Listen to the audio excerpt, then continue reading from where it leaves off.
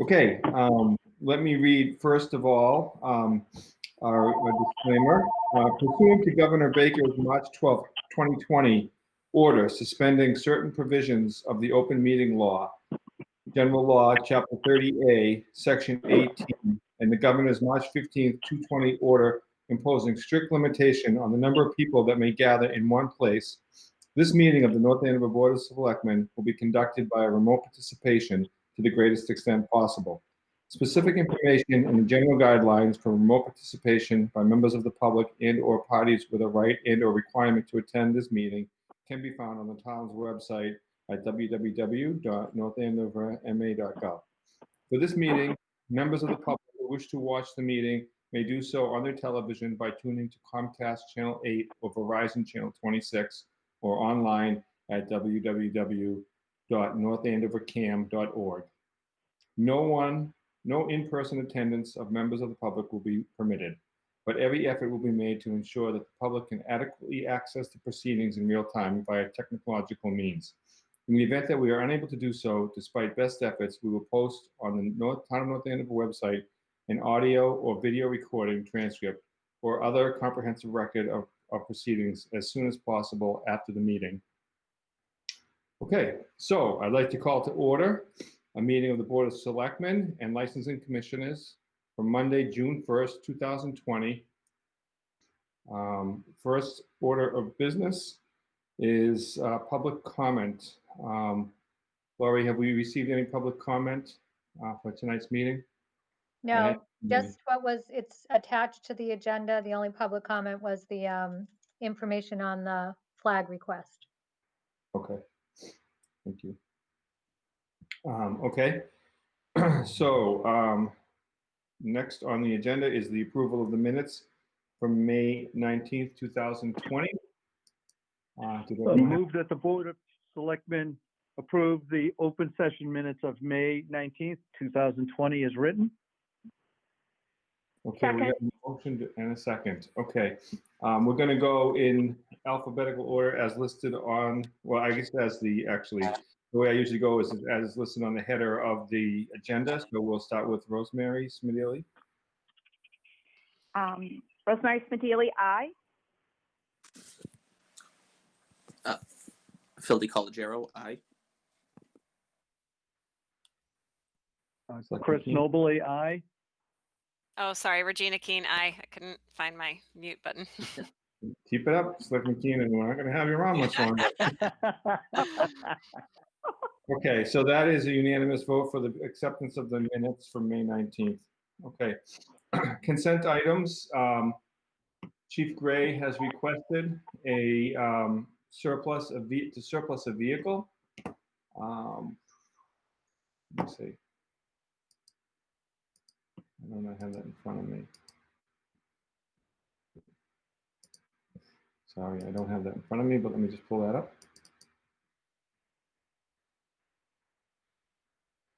Okay, Chief Gray has requested that we will surplus vehicle number 316. It's a 2009 Dodge Charger with the vehicle number that you see in your documentation. This vehicle has passed its useful life cycle for use in the police service. This vehicle will be traded into Liberty Chevrolet toward the purchase of a new 2020 Chevy Colorado. Very good. I'll move that the Board of Selectmen approve the request of Chief Charles Gray to surplus police vehicle 316 as presented. A motion, do I have a second? I'll second Chris that. Nobley, second. Okay, I think we got Selectman Smedili got it in first, so we'll say the second was by Selectman Smedili. Do we have, okay, let's take the vote. We'll start with Selectman Smedili. Rosemary Smedili, aye. Phil DiColagero, aye. Regina Keene, aye. Chris Nobley, aye. And Richard Valancourt, aye.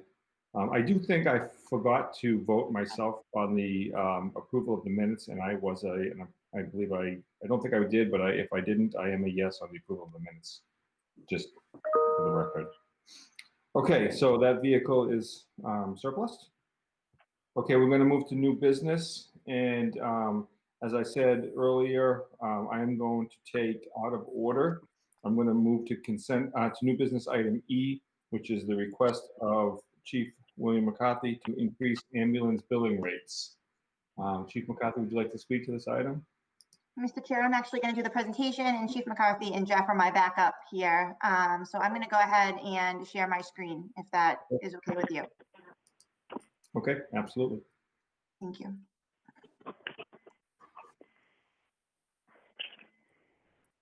Okay, so thank you for the opportunity to present this. I'm doing the easy part. Jeff and the chief are here to answer any questions that you may have. Today we're here to discuss the ambulance rates. As you know, we're just going to get a little bit into background for people watching at home. The North Andover Fire Department currently operates a BLS ambulance service, and it does contract with an outside contractor for billing purposes. The revenues that we receive from ambulance receipts go to the general fund and are used as a revenue source in the following fiscal year. The last time that the town ambulance rate was increased was October 2015, and the rates that we are proposing tonight would be effective July 1st. I would just want to note that my philosophy as far as rates is that they should be reviewed annually. I think it takes a lot of the burden off of the customers when we do it that way and off the board in making the decision. And it results in a much smaller, more palatable annual increase instead of kind of larger 5-year increases. And so moving forward, what we would be doing is an analysis annually and bringing it to you, even if it's just a small increase or even if it's just a recommendation not to do an increase that year. I think it's a better practice. We also wanted to note that this rate increase would not affect our Medicare or Medicaid customers in North Andover, as those rates are set by law. So just a little bit about our current Can I rate. just ask a quick question? What does BLS stand for? Go ahead, Jeff. All right, Chief, either one of you. Basic life support. Thank you. Thank you. So our current rate is $965.53. And our bundle billing, which I'll get into a little bit more, but basically it's the emergency rate plus ancillary services is typically around $1,086.30. And basically what that is the cost of the BLS emergency rate plus the cost of oxygen. And we bill at a bundle rate already because the law requires it. So even though we currently voted as a regular emergency rate, which we're actually asking you to change tonight, we are billing it as a bundle billing rate anyway by law. We asked ComStar to go through and figure out what the average client in Essex County or the average municipality in Essex County is billing. And the average bill or the average billing rate is $1,414 in Essex County. I should add that does not include Lawrence General EMS because they're a third-party service, not town-run, and we didn't want to skew the rates by including them. So basically, just showing you right now how we rate and how it boils down. So if you're on Medicare or Medicaid, you fall into that second column. You don't pay any of the ancillary services. It's a lower rate, both for BLS and ALS, as well as special transport. If you are not under Medicare, then these are the rates on the last column of what you're paying. So if you call 911, we respond under BLS. Your rate is the $965.53 plus that oxygen fee that we talked about earlier. And then say you need defib or you need a cardiac monitor or airway, that gets added on as well as mileage. So every bill can be pretty dramatically different. So just at fiscal year 19, just understanding kind of what our stats are and how much is BLS and how much is ALS. In fiscal year 19, we did 2,194 total transports. And we're talking about fiscal year 19 because fiscal year 19 is done, right? Fiscal year 20, we still have a month left. It's not a full encapsulation. So of the 1,849 BLS transports, about 85% total was done through BLS. And the rest of that, the other 15% were ALS transports. In fiscal year 19, we collected about $1.1 million. Of that, only $520,000 is not from Medicaid or Medicare. Medicaid or Medicare makes up about 70% of our transports. So the rate change that you'd be voting on tonight really only affects about 30% of the transports. One of the things that we're proposing tonight is changing how we bill. So like I said before, currently it's an a la carte service. We're billed separately for each one, oxygen, cardiac, defib. What we would like to move to is the bundle billing because one, we're really doing it anyway. Two, Medicare and Medicaid bill in this way. Most other towns bill this way. So 80% of ComStar's communities bill in this manner and 98% of insurance companies require CompStar, our billing agent, to bundle in that way. And now we'll be able to include supplies that we don't typically bill for now, like medication. So right now, medication is just a line item in the budget. It's not billed for. This would allow us to include that in that bundle rate. So this is our rate proposal that we're bringing forward. We would like to go to $32.73 in mileage. BLS emergency would go to $1,414. ALS would go to $2,358 for ALS 1. And ALS 2 would go to $3,198.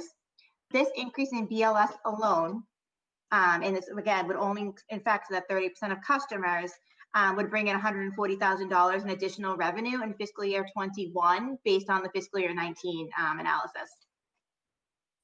I'm sorry, and what do ALS 1 and 2 mean? Jeff, do you want to answer? Or- Sure. So the differences between ALS and ALS 1 and ALS 2 is the skills that are provided to the patient.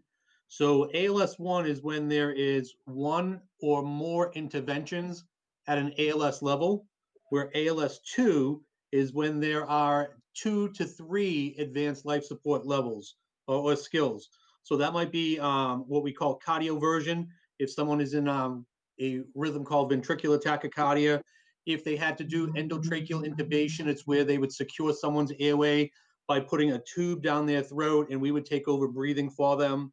If a central line had to be placed, if cardiac pacing or an automated chest compressor had to be used, or some type of surgical airway had to be inserted, as well as what we call an EZ-IO. If IV access couldn't be established, we would establish what we call an EZ-IO at that point. So it's just based upon a different skill set, and it's dependent upon how many of those advanced skills are actually used. So that's the differences between ALS 1 and ALS 2. Okay, and then, just some of the things are the cost of providing service for the fire department that isn't always encapsulated, right? Things like fuel costs are covered by the mileage, but things like insurance, our stretcher maintenance, doing our patient care report licensing, our contractual obligations, paying our ambulance billing contract. There's a lot of costs that go along with providing ambulance service, and I think it's important for us to try to encapsulate and make up as many of those as possible when we move forward. And then just understanding kind of what the average is right now. So in April, just trying to look at the closest month to now, we did 121 runs.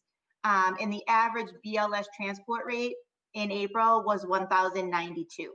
So it's kind of hard, I think, to analyze the new bundle proposal versus the old rates without understanding what the average bill looks like. And so that average bill right now is 1,092. And so what we really would be looking for is to go from that 1,092 number to the $1,414 number. Okay, that's the end of my presentation, but I have the chief and Jeff here to do all the hard work and answer any questions you may have. So Madam Town Manager, Rosemary Smedili, are we finding the increases because of the COVID situation where we're going to a lot more supplies, cleaning products, gloves, masks? Has that contributed somewhat to the necessity to increase costs as well? I mean, we're certainly using more PPE, but go ahead, Chief. No, Rosemary, those costs there related to the COVID, it was something obviously we didn't expect. We did have some supplies of that PPE. Obviously, we have ordered quite a bit more, but we did also end up getting a lot of donations. This is something that actually Jeff met with the Board of Selectmen in 2015 under the previous chief. My intent was to come to the board earlier than we have now. We had planned in 2018 to present this, and we had the Columbia gas incident. So at that time, we kind of put that off because of the dealing with the restoration. And at that time, we didn't want to present it in front of the board when we were dealing with that.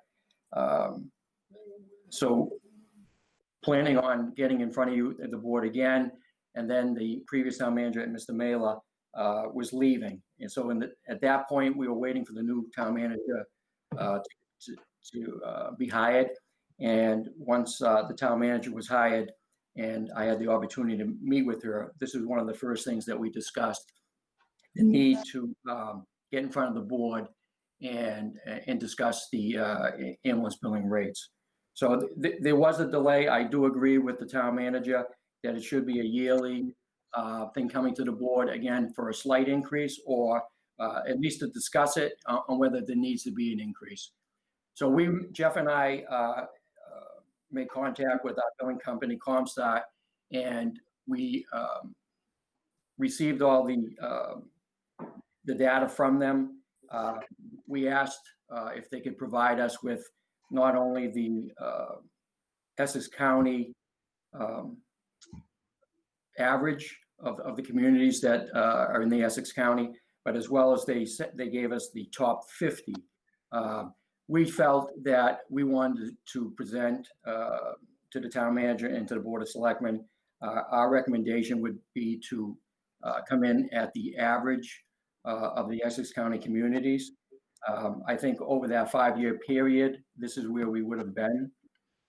And again, I think it's something that we need to do on a yearly basis, so it doesn't present as a large increase in the future. So to answer your questions, Rosemary, really nothing to do with COVID-19. With our plan was to present this, this fiscal year, and obviously the COVID is additional cost to us. But again, we are dealing with that, but that is not the reason why we're presenting tonight. Thank you, Chief. The report is in the town manager's and Jeff, this is a really comprehensive, detailed report. Thank you for your work on this. Could you, this is Regina Keene, could you flip back to the prior slide with the price points per different thing? Yeah. So when you say a bundled bill, I just want to make sure I understand. The 1,400 proposal is not just for the first line item of BLS service. It's bundled BLS plus some of these other things? Yes. So if you needed cardiac, defib, IV, oxygen, all of them, you still would only pay the $1,400 number. But if you needed... So it really might not be that much of an increase. I mean, for some of the people, it might even be a decrease. If right now they're paying $965 plus $255 plus, whatever, right? Yes, so there was some bills that we went through when we did the analysis that were as much as $2,700. Okay, so this is more almost, I mean, it's a little bit more predictable for us and for the patient, ultimately. Someone who calls knows it's going to be 15. They're not going to get a surprise like, oh my gosh, it's, I thought the BLS emergency rate was $965 and here I have a bill for $2,700. Why is that? So I kind of feel like it could be better for them and better because it's more predictable. Right. I think what we need to remember also is that this would only really affect 30% of our patients who have what we call third-party insurance. So it might be like a Blue Cross Blue Shield or Tufts Health Plan, or maybe like a Humana or something like that. So it's really only 30% of our patients that we transport here in town, whether you're a resident or a non-resident, that they would actually see the increase. And oftentimes that's covered by their insurance, and they're left with either what we call a co-insurance or actually a co-pay that they would be responsible for. What is that typical cost, Jeff? Do you have an idea? So again, that varies by insurance. I know I have a $500 deductible on my health insurance plan, but again, that would be up to individual communities or individual employers of residents on what their actual copay is. And Jeff, seniors would not be affected. I can tell you from a recent trip what it was. I think my copay was about $195 or something like that. And I think the billing was a little over 1,000. So that's, I think it was right about what the average that you were presenting. Well, I think this makes a lot of sense, and I definitely would support looking at it on an annual basis rather than every 5 years. I agree with that as well. For insurance billing, I just am not familiar enough. Is it typically based on a flat rate or is it a percentage? So for instance, those insurance, like Dick, using your example, was your copay, and I just don't know enough, was your copay based on a percentage where it will cover 80% of the bill, or will it cover, similar to the example Jeff used, where it was a $500 deductible after that? I think mine was a deductible. Okay. Right, so if someone has already met their deductible, then they're not going to be paying the $250 or the $500. So it really depends on where you are in your plan year, whether it's fiscal year or whether it's calendar year. And it's all dependent on whether or not you've already met your deductible by going to office visits or having procedures done, or maybe an x-ray done or something like that. Okay.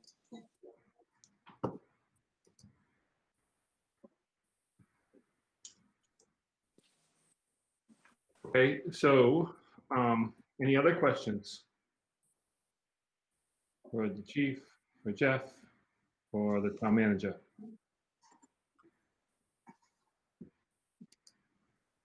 Good. None. Do we have a motion? And this will just, of course, move us to a discussion, but do we have a motion? This is Regina Keene. I will move that the Board of Selectmen set the ambulance billing rates as follows. Mileage, $32.73. BLS emergency, $1,414. ALS 1, $2,358. ALS 2, $3,918. Okay, we have a motion. Do we have a second? Second, Phil DiColigiero. Motion and a second. Any further discussion on this item? Okay, let's do a roll call vote. Selectman Smedili? Rosemary Smedili, aye.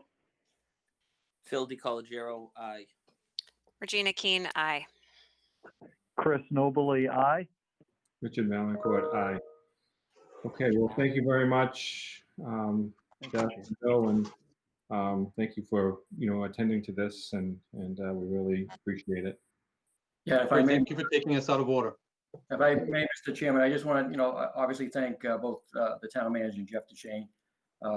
They put a great deal of work into this, and I just wanted to thank them publicly. Also, I'd like to take the time to thank Regina Keene for all the years of service.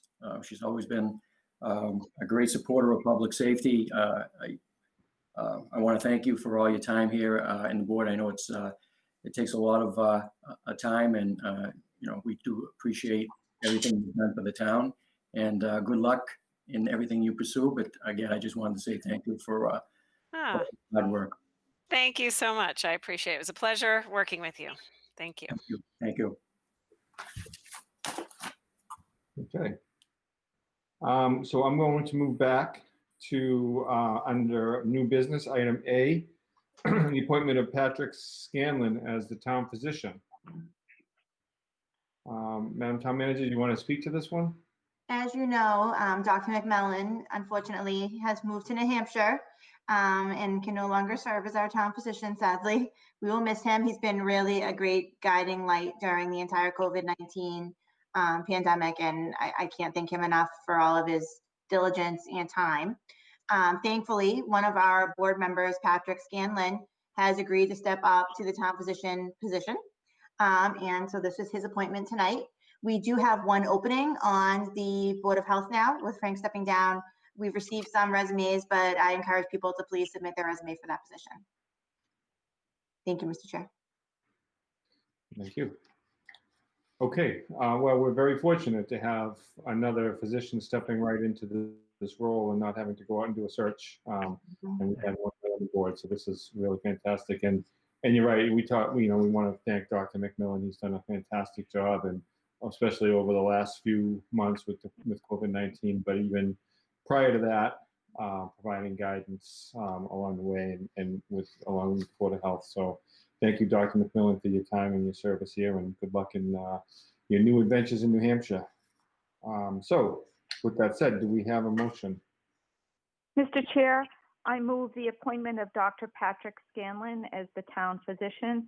And I'd like to just second your kind comments to Dr. McMillan. Sorry, I'm probably a little bit out of order with this motion, but all that you said is so true. We were so fortunate to have him, and he followed in the footsteps of his dear father into this position, and he both have served us well. But special thanks to younger Dr. McMillan for his great service to the town, and we are going to miss him.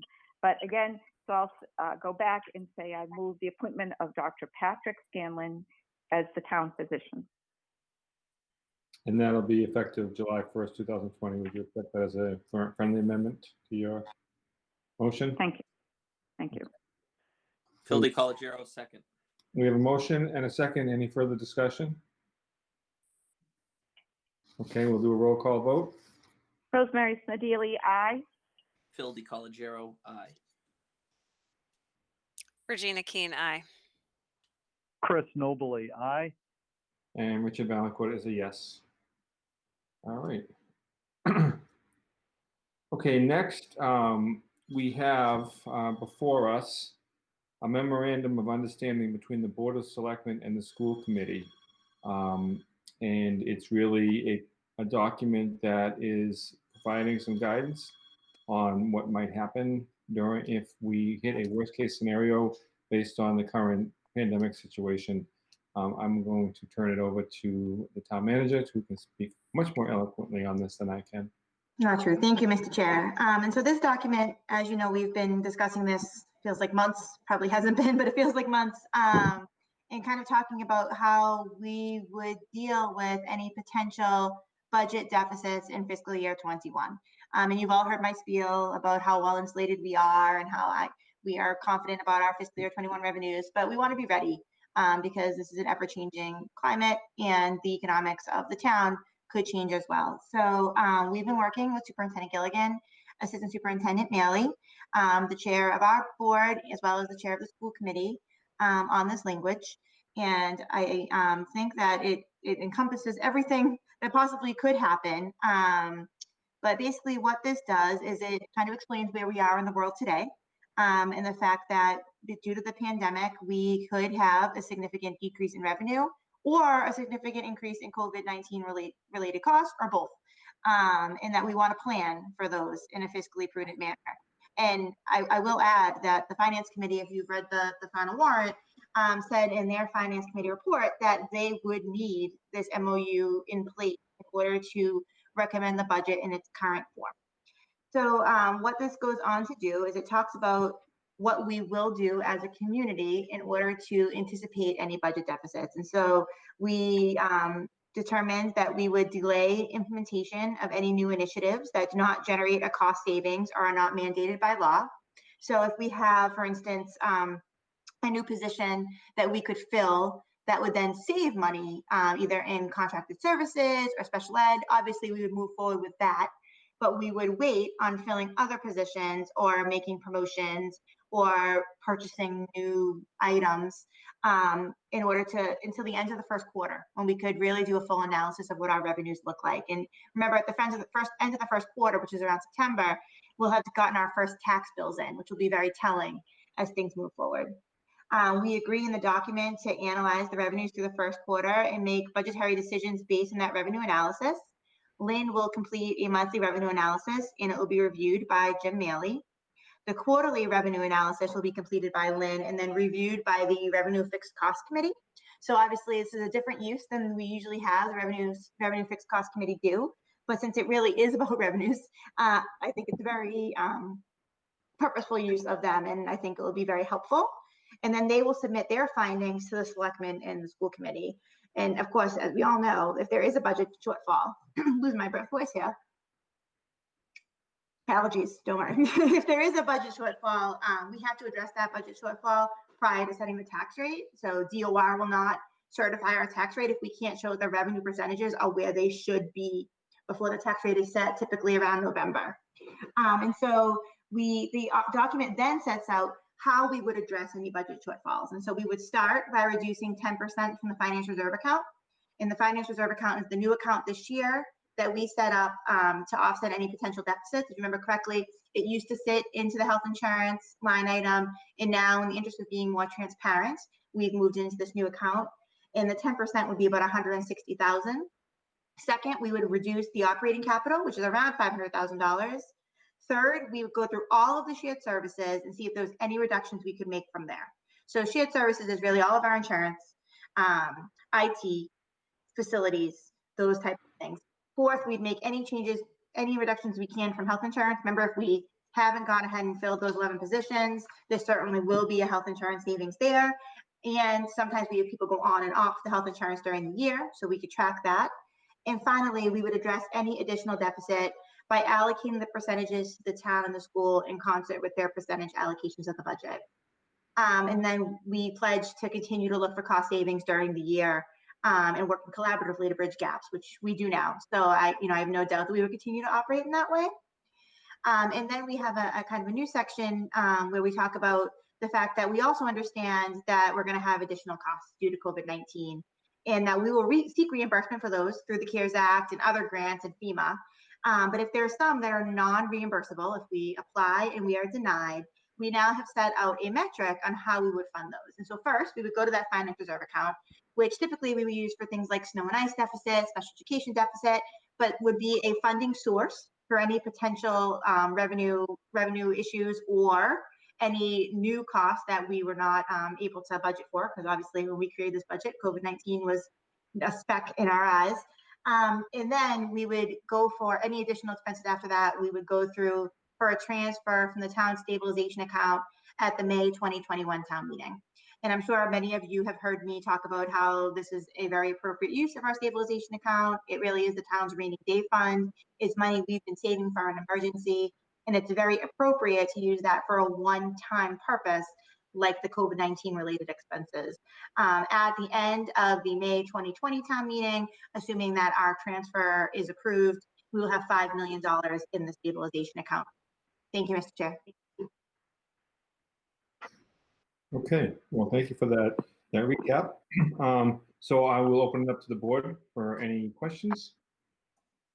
Madam Town Manager, so it seems to me though that, and the chair as well, this needs to be really addressed, I would think, before town meeting, so that we can go in with a clear understanding of what we're agreeing to or not agreeing to. My fear is of just this staying left kind of wide open and causing, it could literally cause havoc on the budget. So please correct me if I'm wrong, but is there a chance that both the Board of Selectmen and the school committee, and with an agreement with yourself and the superintendent, this will be addressed before town meeting, so that and give the finance committee also an opportunity to weigh in on it?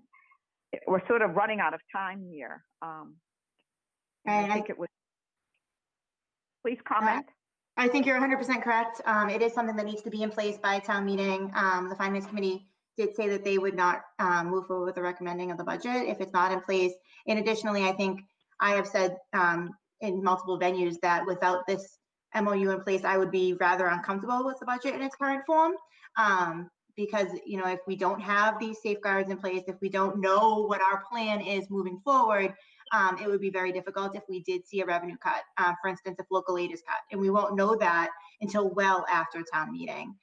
So the school committee is meeting on June 11th, and we would be urging and asking them to waive their rules of second reading and vote on that day, so that the finance committee could hopefully also meet right before town meeting, and we can move forward with the budget in its current form.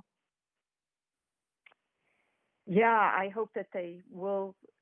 I hope that they will waive that, as you said, that second reading before they vote. And I know that's worked well for them. Is there any way that we, yourself and the superintendent, and perhaps even chair of the finance committee, can meet with them to relieve any concerns or be available to answer questions, maybe outside of a meeting on a one-on-one if a member has some questions? Because I agree with you. It's concerning.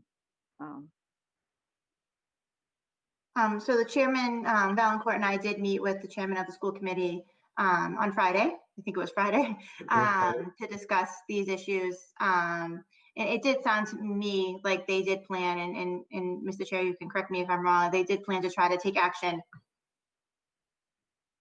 Yeah, we requested that if they could potentially even just hold a brief meeting to review and move on this. And I can take that up with the chair of the school committee again and ask if that would be possible. I agree, waiting until the 14th is a little concerning.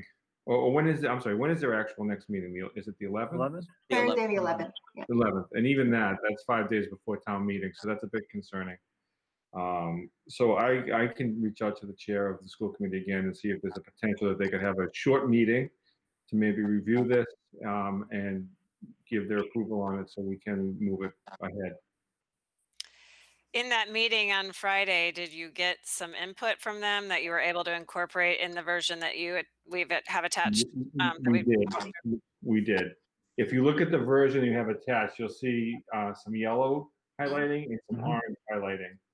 The orange highlighting was the history of it, and Madam Town Manager, correct me if I'm wrong, the yellow highlighting was added after it was originally sent to the school committee chair. And then the yellow highlighting was added after that, but without input from the chair. And then the orange highlighting was added after we got some input from the chair of the school committee. And he was very happy with both of the highlighted sections on Friday. Right, and the yellow sections were actually added by Superintendent Gilligan and I on Thursday. Right. Well, that's good. But ultimately, as a policymaking body, we still do have to wait until June 11th to get any type of idea of how the full school committee feels about this, correct? Unless we can get them to have a short meeting beforehand, which is running thin on time right now to do that, so it may not be possible, but we can certainly ask. In recent years, we've had a reasonably good working relationship that I think we can all agree on. We don't agree on everything, but I think we can agree on that our relationship with the school committee has been good. So I guess we hope that they will understand the importance of us work with us again to get this done. I mean, we are talking of a budget, over $100 million.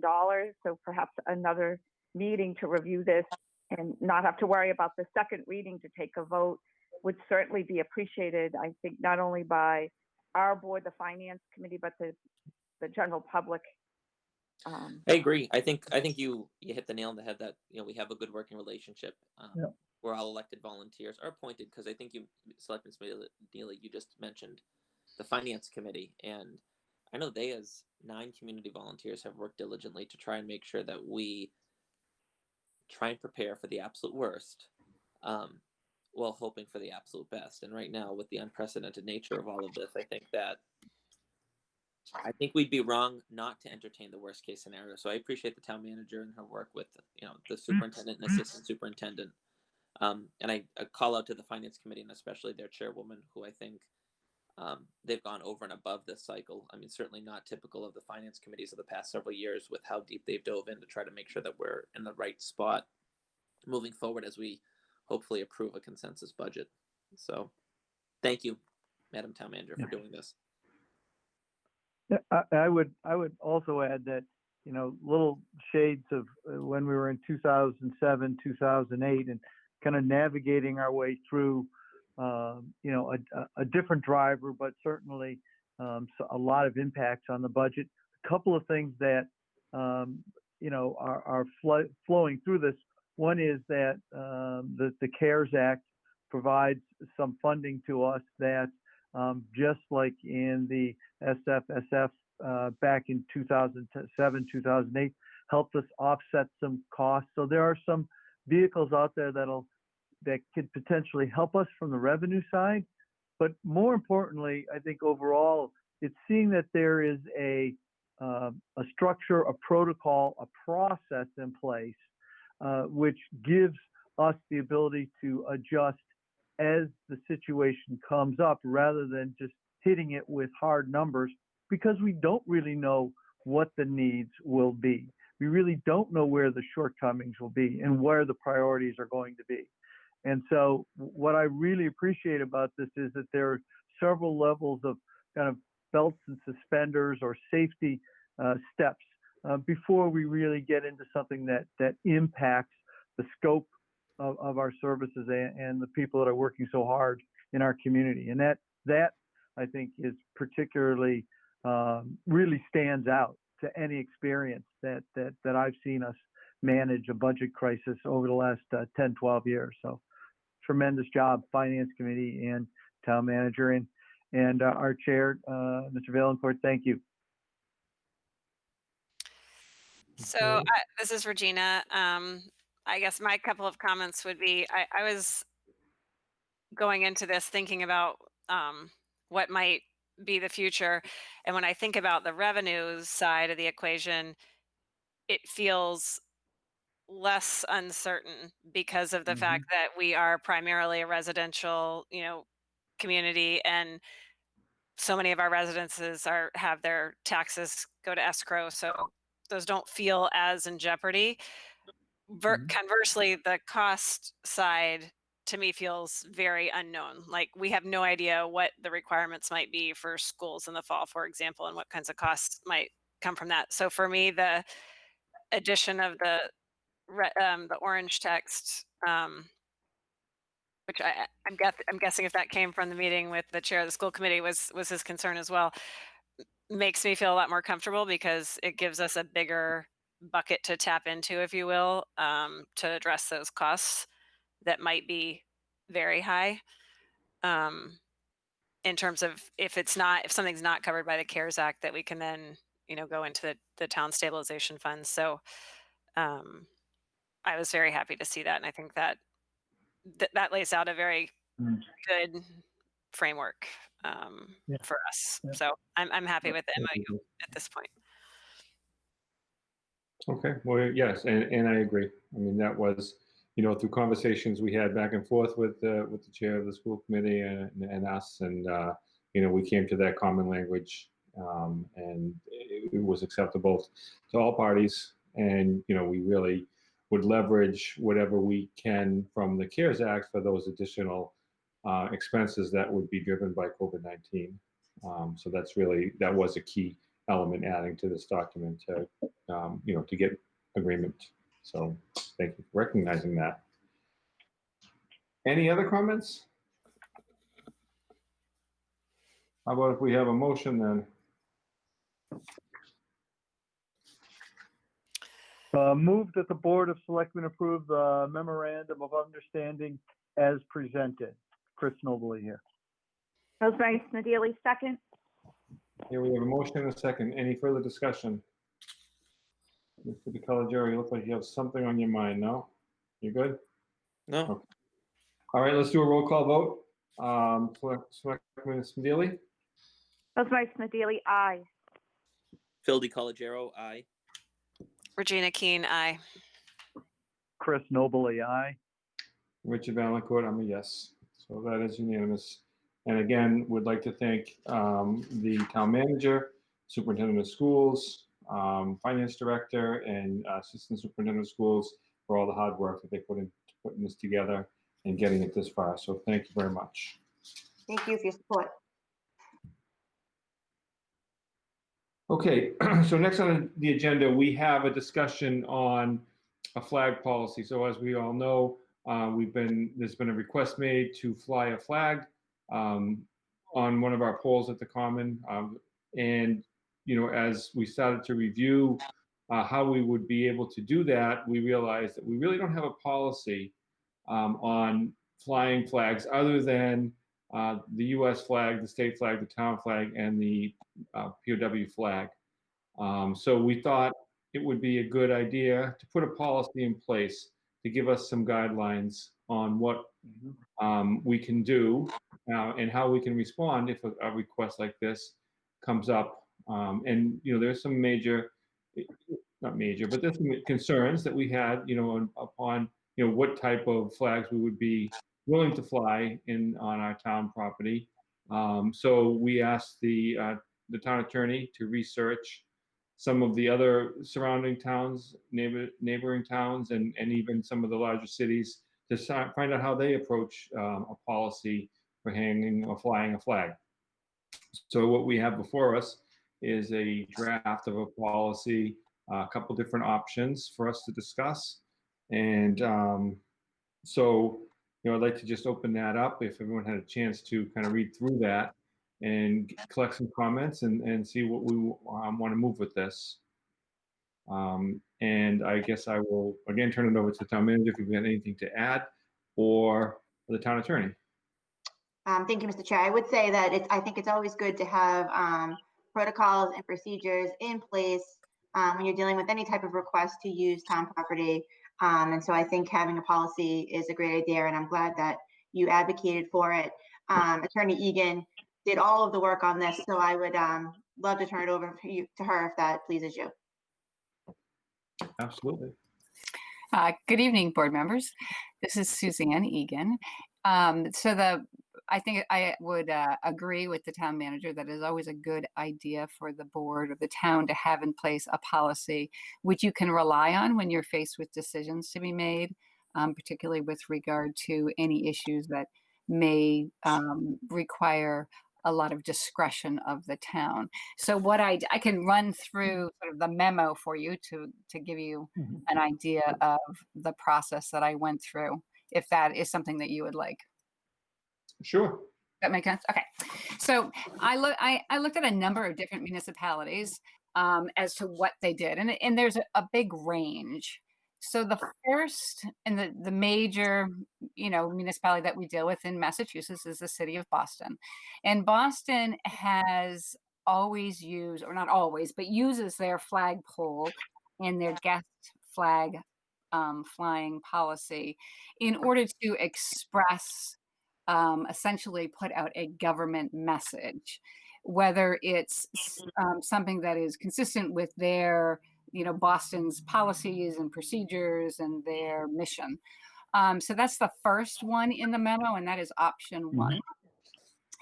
And they've reserved for themselves the discretion to decide which flags will go on the flagpole.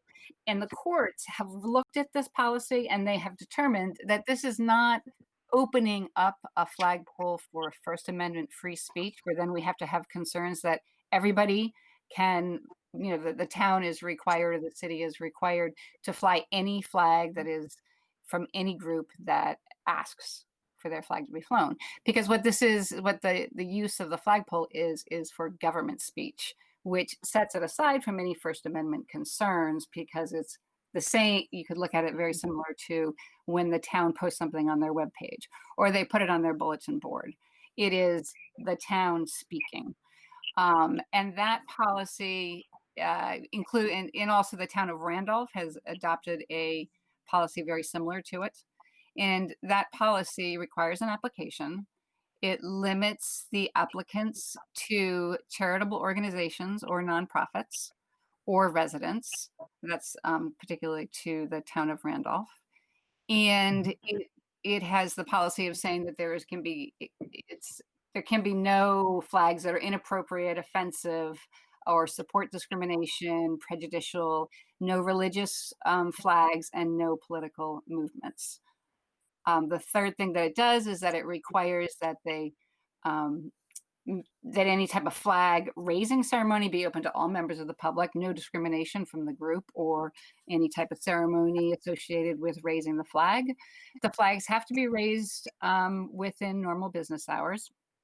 If they would like to raise it during a holiday, it falls to the business day that precedes it or follows that day. The applicant must provide the flag, pay for any additional costs with regard to having a flag flown, and also any cost associated with any ceremony for the raising of the flag. It also relieves the town from any liability whatsoever for the flag, any damage to the flag. And it limits it in most instances to having a flag flown for only 24 hours, and then the flag will be taken down. Additionally, it states that the flag must comply with the U.S. flag code. So it's going to be treated the same as all other flags flown on the flagpole. then it also has a provision that states that if a flag can only be flown, the same or a similar flag, regardless of who the applicant is, can be only flown once in 1 calendar year. And that the applications will be reviewed on a first come, first served basis. So that's the Boston Randolph version of a flag policy. And Boston has been involved in litigation over its flag flying policy for a couple of years, in its use of discretion and determination that this is government speech has been upheld by the First Circuit Court of Appeals. Their policy itself was also determined by the U.S. District Court to be appropriate, and but the group that is challenging this has also appealed that decision. So I think this is an ongoing matter of litigation that that Boston is handling. But the town of Randolph, I've discussed this with the town of Randolph's attorney a little bit, and I don't think there are any issues surrounding their policy. But I think it's just probably because Boston is a larger municipality. The second type of option is just what we have already, which is a flag, which is just the policies that deal with the governmental flags. So that's that we have to comply with the flag law, the U.S. Flag Code. In the town of Carlisle, their policy specifically deals just with governmental flags. And it discusses whether or at what point a resident can ask to have the flag at half staff for, to honor an individual in the town. On our web page in the town of North Andover, what we have is we just refer or defer to the U.S. Flag Code and discuss the proper method of displaying governmental flags. So there's also like a third option, which is we have Boston and Randolph reserve the decision-making authority to the town, and they treat it as though it's government speech. Then there's another option, which is sort of not an extreme, but on the one side, which is that the flagpole is viewed as open speech, and the policy states that it's content neutral. And so that it makes the rules is to just the flag that goes up, but there is no determination that the flag is going to represent the town at all. And therefore that opens it up to that kind of First Amendment forum, where if you're going to say everybody can use this flagpole, then literally everybody can use the flagpole to represent their own speech. And there are a number of public forums for people to be able to exercise their First Amendment rights, and I would not recommend using the town flagpole to create that type of public forum at this point. And so there's the option on the other side, which is you have Wakefield that has content neutral, and then you have Chelmsford, which they had two options presented to them when they were considering a flagpole policy. And one was flagpoles will only be used for governmental flags and no other flags. And they did consider an option two, and that is that the board may permit some other flags to be flown that acknowledge the federal government or Commonwealth of Massachusetts declarations. So that's sort of on the other side. You have Randolph and Boston in the middle. You have the content neutral on one side, and then you have only governmental flags on the other side. And there's probably, I think that within all the policies, there's nuances that you can make with regard to particular time, place, and manner conditions. Well, thank you, Attorney Egan. We really appreciate all the hard work you did in putting that together and recapping it for us. Let's open it up to the board for comments. Personally, I think if I was to lean towards an option, I like the Boston, it was Randolph option, where we have the ability to have a much greater say in the flag that we would hang without having to worry about impinging on somebody's First Amendment rights. So my personal opinion, I was kind of leaning towards option one as what I would, if the board so chooses to adopt a flag policy, I would be inclined to support option one. Mr. Chair, Rosemary Smedili, I've spent a lot of time researching and studying this issue and the amount of organizations that might like to take advantage of this flag policy, and I concur with you. There's a lot of well-meaning, great organizations that might also, as I said, like to take advantage of this flag policy. So for that reason, I, along with you, I would support option one. There's just a lot of good work being done out there, and I think some organizations would like a forum to display it that we would also be proud to display as well. So again, like you, I am leaning towards option one. Well, I would just add that first of all, Jen, it's really amazing. Literally getting almost 900 folks, which is, you'd say it, but that's 3 town meeting attendance in typical years. That's really tremendous. And I think that's a message to us. Well, we have to make a decision in terms of the policy and what we're comfortable with. And certainly the option in Boston has set the groundwork for that. But I just would like to take a minute and just say how impressive that is, and really how important it is that people have an opportunity to have their voices heard, to be recognized, and to have an opportunity to do that with a tool there, with our flagpole in the town. What a great way to start it, and what a perfect time to start it. So yeah, I absolutely think option one is good, and also again say thank you to all the folks who stood up and say we support this. So I'm noticing in option one, it does limit it to just 24 hours though. Am I on 0.7 under option one? That's true. It is a 24-hour flying of the flag. Well, couldn't we make a? It's changing. Could we say, in the application, ask the applicant how many days or what, maybe they wanted it for a week or whatever, and we can grant that or not grant that. Well, I think we definitely need to put some guide rails on that. I mean, if we grant a 30-day flying of a flag, then we limit the number of groups or whatever that can actually fly. We only have 12 months. But the 24 hours, I think, was set in there as a guide, the starting point. And, certainly as a board, we can work through that if we choose to. We do have multiple flagpoles in town that the town manages too. So in the event that there was that interest, I mean, we've talked about this, I know, Mr. Chairman, you and I, about how this particular applicant has inquired in prior years as well.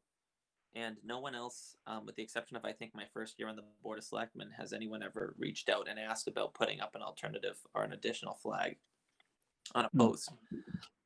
We do, and for the record, that particular post that was requested during my first year was not the post that this particular individual, Ms. Fresen, is requesting. So between that and the fact that we could allow for up to 30 days, I don't think that's unreasonable, because hypothetically, if you had somebody that said, we'll use breast cancer awareness, that month is typically in October. If they wanted, as a local group, if there was a nonprofit that wanted to say, hey, we'd like to raise this flag or bring attention to this particular cause through the flagpole, they're telling us, months in advance, but then we might have someone that approaches us in the middle of September that says, we'd also like to raise a flag for the next 30 days. Well, we would be able to say, you already, that's already booked, but you can have up to 2 weeks, right? So, whenever the next flag is going to be raised. If this becomes something that turns into a deluge, which I just don't think is going to be the case. I mean, this isn't a problem that other communities, despite the varied protocols and policies that exist, communities aren't dealing with some type of crazy number of requests when it comes to the types of flags being put up. So I am open to option one, but I would give us the flexibility to allow for up to 30 days, especially given the fact that there are certain celebrations that occur over the course of a month that I would think that people and organizations may want such a flag raising to coincide with. Mm-hmm. My only concern with that is I think we need to be fair and equal, and not say, okay, well, this group can have a month, but this group could have 2 weeks, and this group could do that. I think that's where we could get into trouble, where we are choosing, who's more deserving of more time. It's probably badly phrased, but I don't know. It's the best I can do under the circumstances. But it's just, I really feel as though we need to be fair and equal. Like, for example, during the month of January, there's, slavery and human trafficking prevention.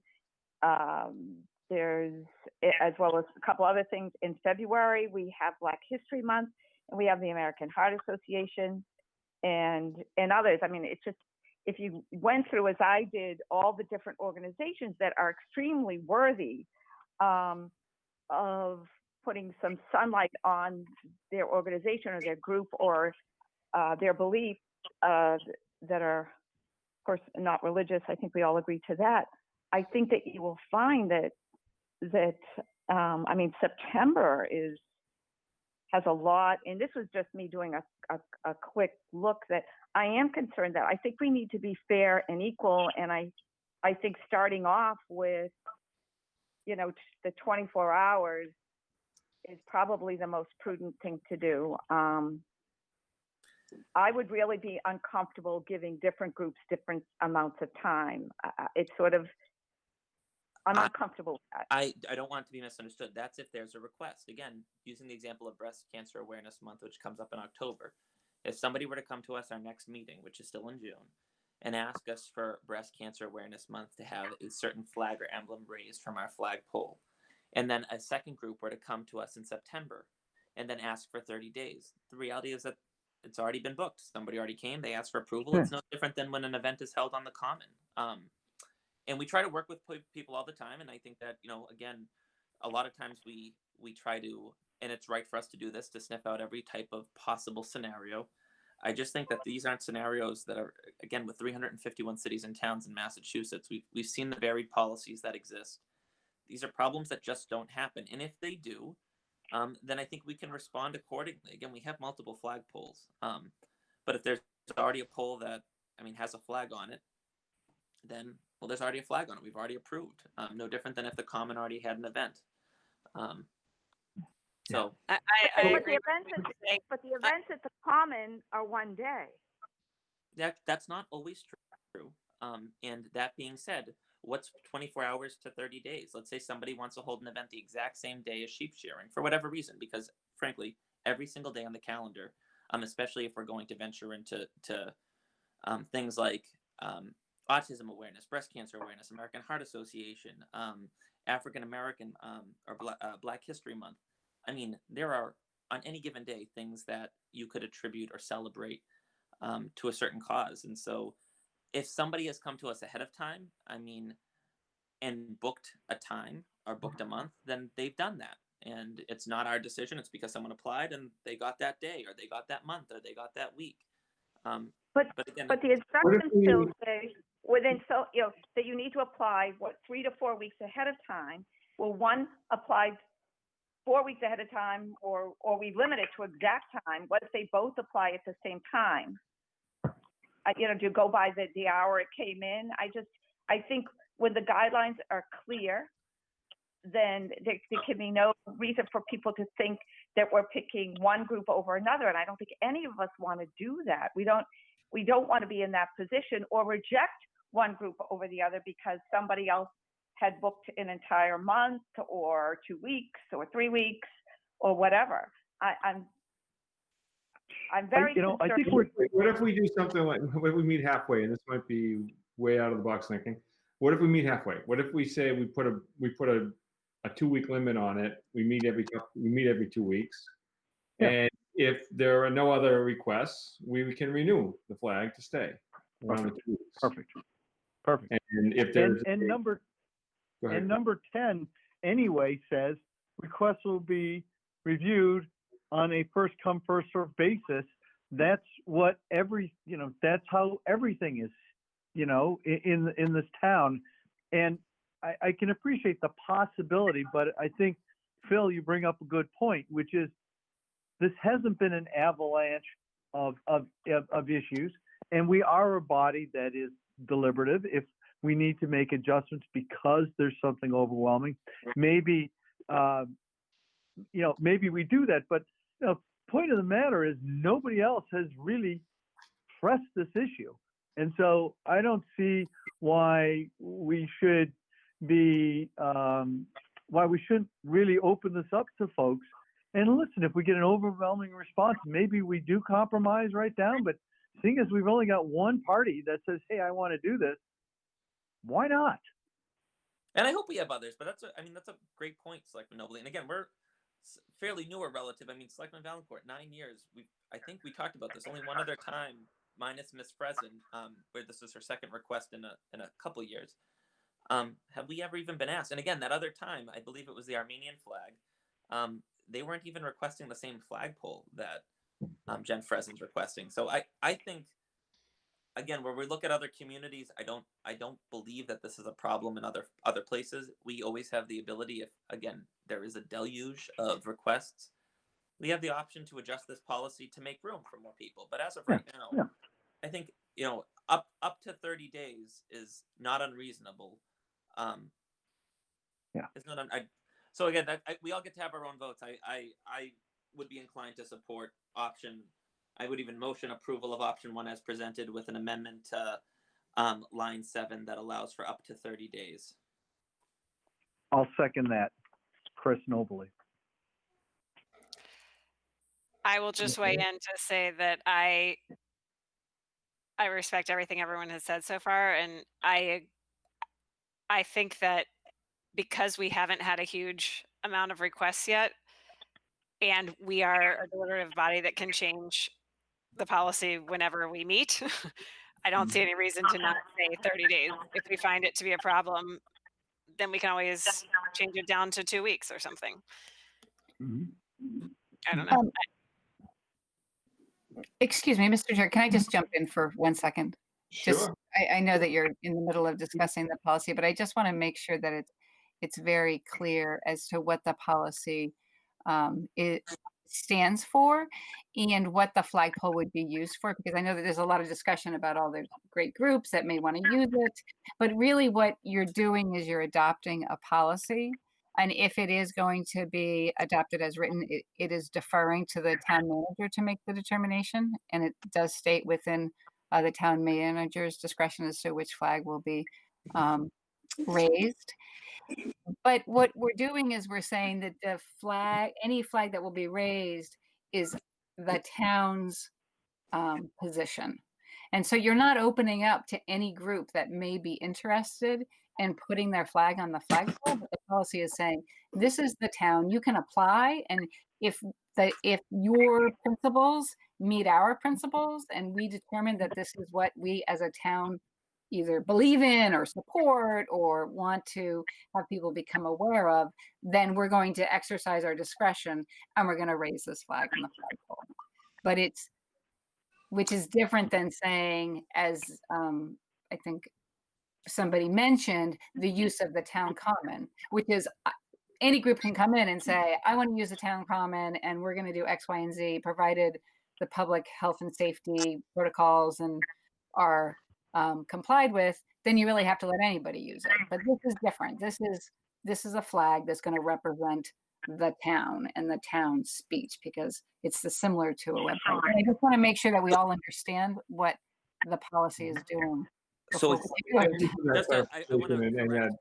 for reiterating that, I think I did understand it, and I think I think what we have before us fits that bill very nicely.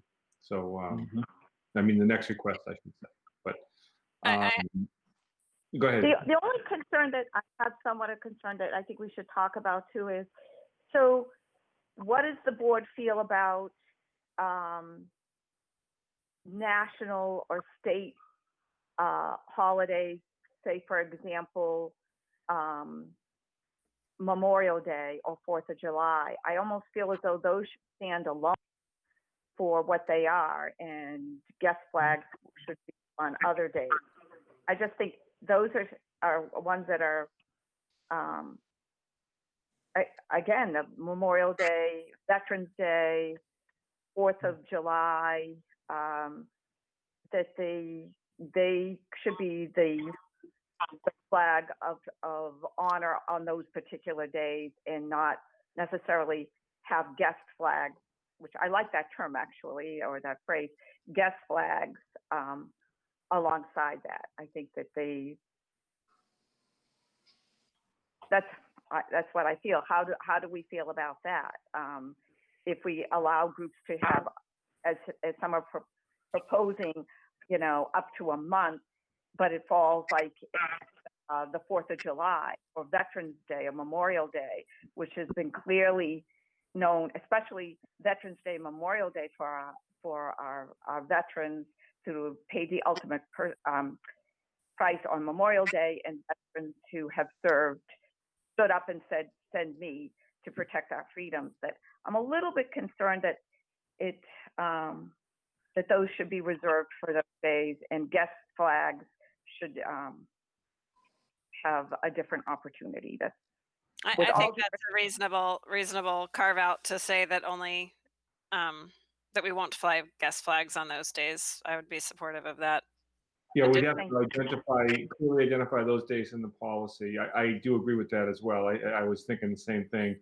If we grant 30 days for the current request, then that could bring us beyond the 4th of July, which I do agree with Selectman Daly that really is a day of honor, and that should be exclusively to the U.S. flag, should hold that position.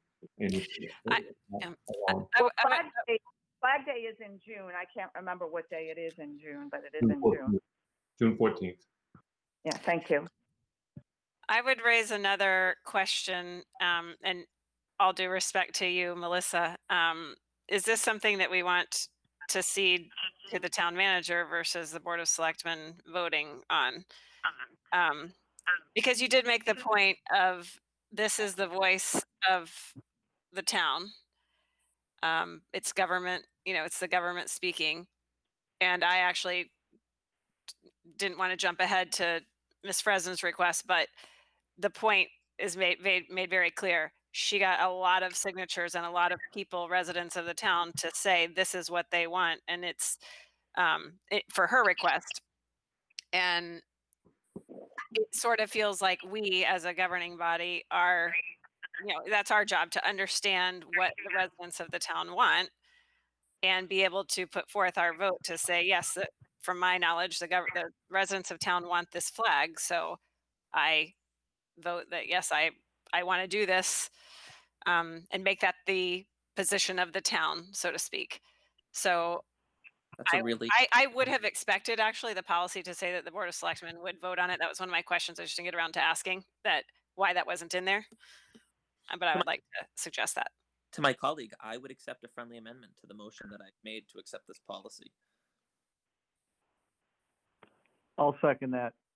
Well, was a motion being made? Yes, I will make a friendly amendment. I move a friendly amendment to say that to accept option 1, but noting that the Board of Selectmen would have the final arbitration decision to approve the request. Okay, so we have a motion, a second, and then we have a friendly amendment. I'm going to suggest possibly another amendment, and Attorney Egan, maybe you can help me with this. There is a separate set of rules and regulations that for flying the U.S. flag and what can be flown and how the U.S. flag should be flown. I think I would like to see in our policy a reference to that of course, that all of the guidelines for displaying the U.S. flag are followed. Obviously, I don't think it's going to be an issue, but when flags of the states, cities, or organizations are flown on the same staff as the U.S. flag, the U.S. flag must be on at the top. That's pretty clear, everyone knows that. But I think it wouldn't be a bad thing to reference the flag code unless it's already there and I missed it in the flag. It is there, number 6. Oh, It says all flags, including the applicant's flags, must be lowered to comply with the U.S. flag code. okay. Sorry about that. Would cover, I guess I want to cover all of the flag code. So, So in this case, though, right, Selectman Keen made a motion to amend my motion. Selectman Nobley seconded it. We have to motion to accept the amendment. We have to, vote to accept Selectman Keen's amendment to the original motion. So we need a second on the Selectman Keen's. Selectman Nobley seconded it, and so we vote to accept hers to make it so that the Board of Selectmen. Okay, so let's take a roll call vote on the amendment to the original motion.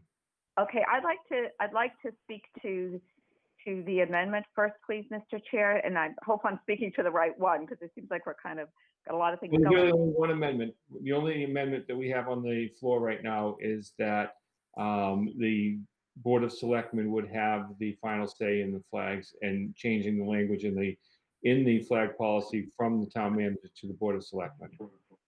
Now, I understand what Regina is saying, that of course it's important to have the pulse of the people.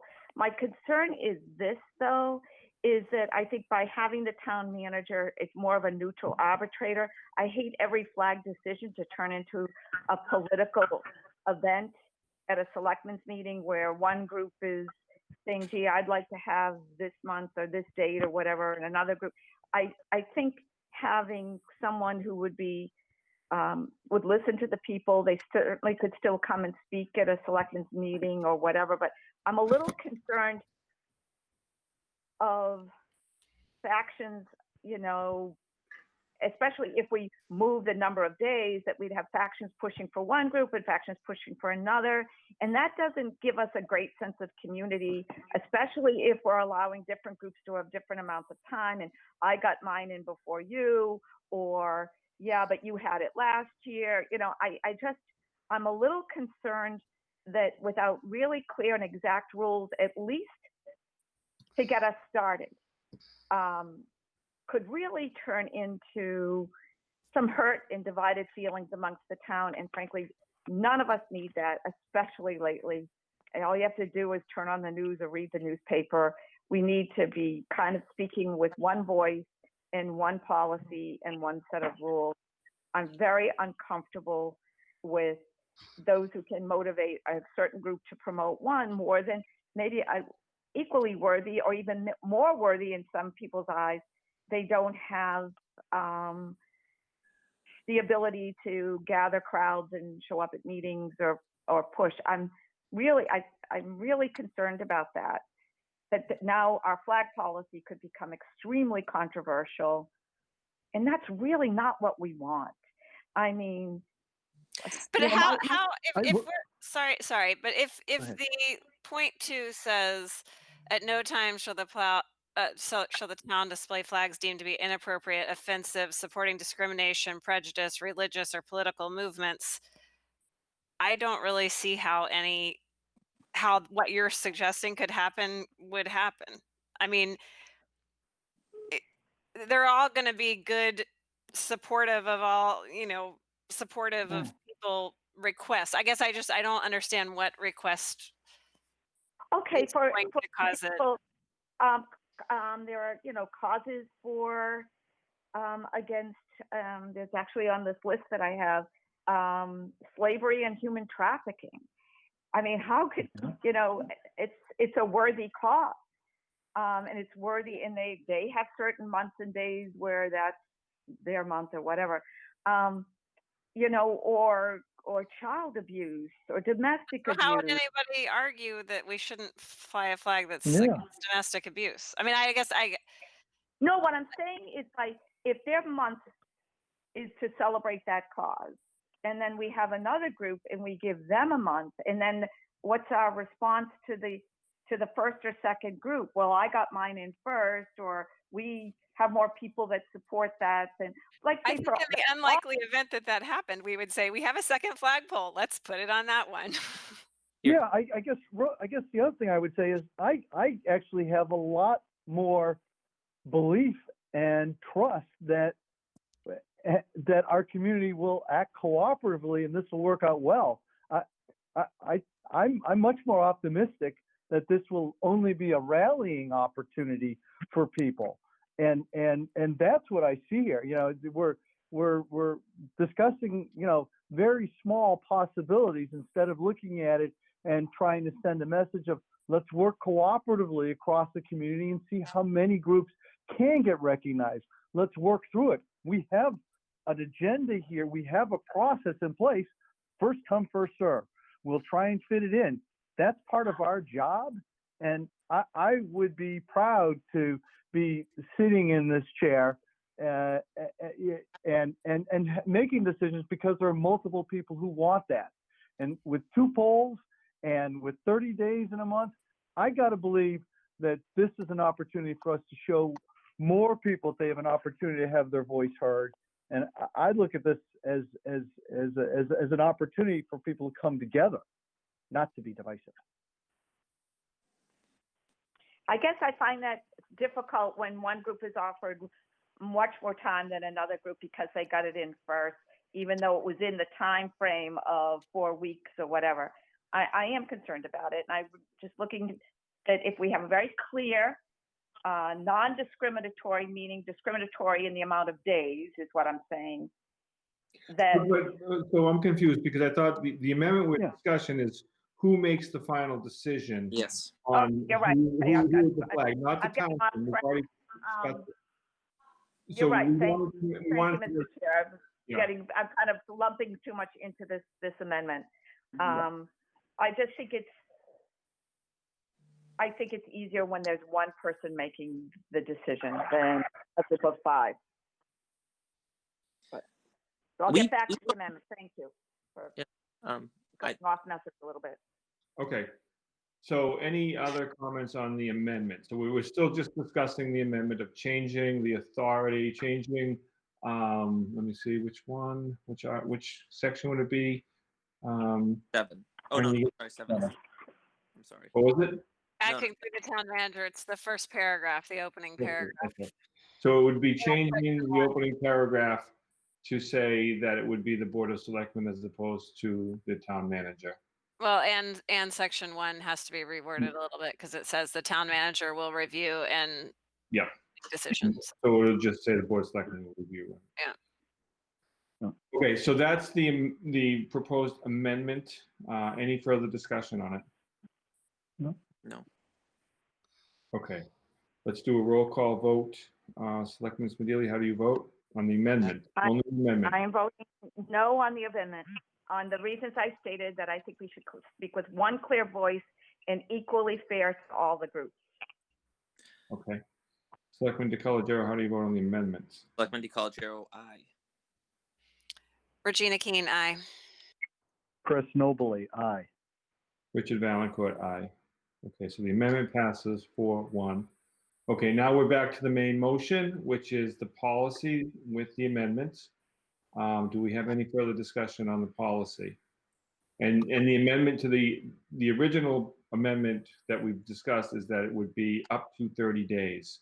That was the motion that was made by Selectman DeCologero, that the policy be changed as written to allow for up to 30 days. Option one for up to 30 days. Yeah, because we have 4 before. Right. So any further discussion on that motion? Okay. So Selectman Smedili, how do you vote? On the amendment, I am voting no for the reasons that I've stated again, that we should be speaking with one voice, clear understanding of the rules, and not having one group potentially get more time than another group We or just voted. for what reason? So I'm sorry, Smedili. This is actually on we're voting on the original motion right now to accept the flag policy option 1 with the change of from 24 hours to 30 days, up to 30 days. So that's the vote that we're taking right now. Okay, so it's not, okay, wait a minute, so we're not, this is not a vote on the amendment to the amount of days. No, the original motion made by Selectman DeColigiero was that we accept option 1 and we change the duration from 24 hours to up to 30 days. So that was part of the original motion. Okay, so he amended option 1. Changed, modified option 1. It was not an amendment, he modified it. He made the motion. He directly modified option 1. Boy, yeah, I'm disappointed in that. I wish we could have done it at least separately. I will vote aye, but I want it clear that I do strongly feel as though that the policy should be the same for all applicants on the number of days. And also too, Mr. Chair, have we agreed to the fact that patriotic holidays would be exempt or would be pulled out of the 30 days? Has that been made clear? That's a good point. I don't, Selectman DeColigiero, was that part of your original motion? So no, if you, and I'm not saying no because I disagree. I agree with it, but the original motion was made to adopt option 1 with the slight, as presented with the change that it be 30 days, not 24 hours. Selectman Keene offered an amendment clarifying that it be selectmen that make that decision, not the town manager. Yep. And then after that motion was made and seconded, a discussion began about that piece, but we had a vote on Selectman Keene's amendment first. So she's amended the original motion. So yeah, I would accept an amendment that calls for what my amendment that I stated, or I guess I could put that into an amendment. We should be very clear on what those dates are then, what those days are, and we should enumerate those. So, for instance, national recognized holidays, I think would be part of it. National holidays and even perhaps a state holiday. The only one I could think of offhand is Patriots Day, but I can't really offhand, because I don't have it in front of me. Can I amend I'll put dates for Memorial Day, Veterans Day, Patriots Day, and the 4th of July as those four days that we typically have town events. And then Flag Day as well. Yeah. Could I just make a quick suggestion? Would it make sense for us to just take a brief break from this item, either have me or Suzanne quickly update the language and then screen share with you so we have the language all in one place and you can vote accordingly, just so we know what we're voting on? Maybe we could talk about the town meeting warrant articles and the update on COVID. It shouldn't take more than a couple of minutes, I would think. Suzanne, you can kind of chime in for us to quickly update the document to reflect those changes. I can do that. And that way you can see what you're voting on rather than anyone feel like they don't fully understand the amendments. Okay, so Mr. Chair, put forth Memorial Day, 4th of July, Flag Day, Patriots Day, and Veterans Day. Is that correct? I just want to make sure that they have, because we're all kind of jumping in. And thank you for doing this. We're kind of, myself in particular, we're sort of all over the place and have time. We don't know what we're voting on because we've got so many discussions and thoughts going through our head. Right, and it makes it even harder because we can't all see each other. So if, and Laurie's telling me that she actually has been updating as she goes along. So maybe she could share that with Suzanne. They could work behind the scenes for a minute. We could talk about town meeting warrant articles and COVID-19 and jump right back to this, if that pleases you, Mr. Chair. Okay, so we'll temporarily table this. So we still have a motion and a second for option 1 with some amendments. So we're going to table this for now. We'll move to old business, and we have 2 warrant articles that we still need to action. So we can move to that business, and then we can get the COVID-19 update, and then we can circle back to new business articles, items C and D. Okay. Thank you. So, Mr. Chair, Article 17 is the budget. The recommendation that we have made in the executive summary is that the one thing that the board could do, since we're getting so close to town meeting, and I think it would be beneficial to have the current members voting on the budget, since they've been educated on it since the beginning, would be to vote contingent. So we could make a motion to vote recommending the budget contingent on the school committee approving the MOU.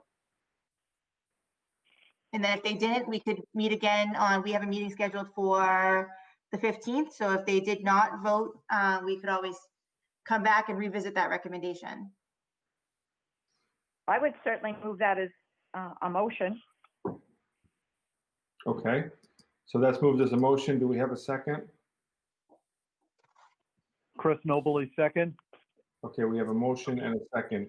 Any further discussion on a contingent approval on Article 17 based on the school committee approving the MOU? And if we have to revisit it on the 15th, if that doesn't happen. So that's the motion. I would just say that I'm supportive, as that gives me the opportunity to finally go out with supporting this budget that I was a participant in developing along the way. That's very good, yes. Okay, so we have a motion and a second. Any further discussion? Okay, let's do a roll call vote. Selectman Smedili? Rosemary Smedili, aye. Selectman DiColigiero, aye. Regina Keen, aye.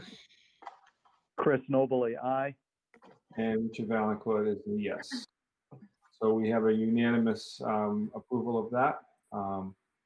Favorable action contingent on the school committee's vote. Next, we have a vote for the appropriation of the Stevens Estate Enterprise Fund for the year 2021. Go ahead. No, I was just going to say, I don't anticipate we'll have any more information about the Stevens Estate as we move forward town meeting that would give us any better information or analysis. As we know, the Stevens Estate is currently closed. It's not included in phase 1 or phase 2. It doesn't look like it's included in phase 3 either of the reopening plan. So I think it could be a period of time before it reopens. The way that we work with our enterprise funds is obviously your revenues pay for the budget, right? And if you don't have enough revenues come in the fiscal year and you don't have the retained earnings to help support the budget, what you do have to do is you have to make cuts mid-year. And so that's what we would do if we ran into that situation. I'm hoping by the time, the first quarter ends, we're allowed to start having events again, and, it'll be different than the events we've ever past. But I don't anticipate that in the next 2 weeks, we're going to receive any new information that's going to be able to give a light to potential revenues for fiscal year 21. Mr. Chair, I remotely attended the Stevens Estate trustees meeting, and I have to say that the group is extremely organized, extremely diligent. I was very impressed with the hard work that they were putting into this. They have some ideas as we move forward with I forget the word they use, but they're like mini weddings and mini events, which is becoming much more attractive to the brides and grooms that unfortunately had to cancel their wedding. So as the town manager said, hopefully this won't go on too much longer, but they did a great job. They're very smart and working very hard. And I think they're trying to put together some plans that they could put into place with all the social distancing and concerns that we're all concerned about, and have a really nice offering, particularly for the couples who had to postpone their weddings, amongst other things. So I would certainly support what the town manager said and move favorable action on this article. Okay, so we have a motion for favorable action. Do we have a second?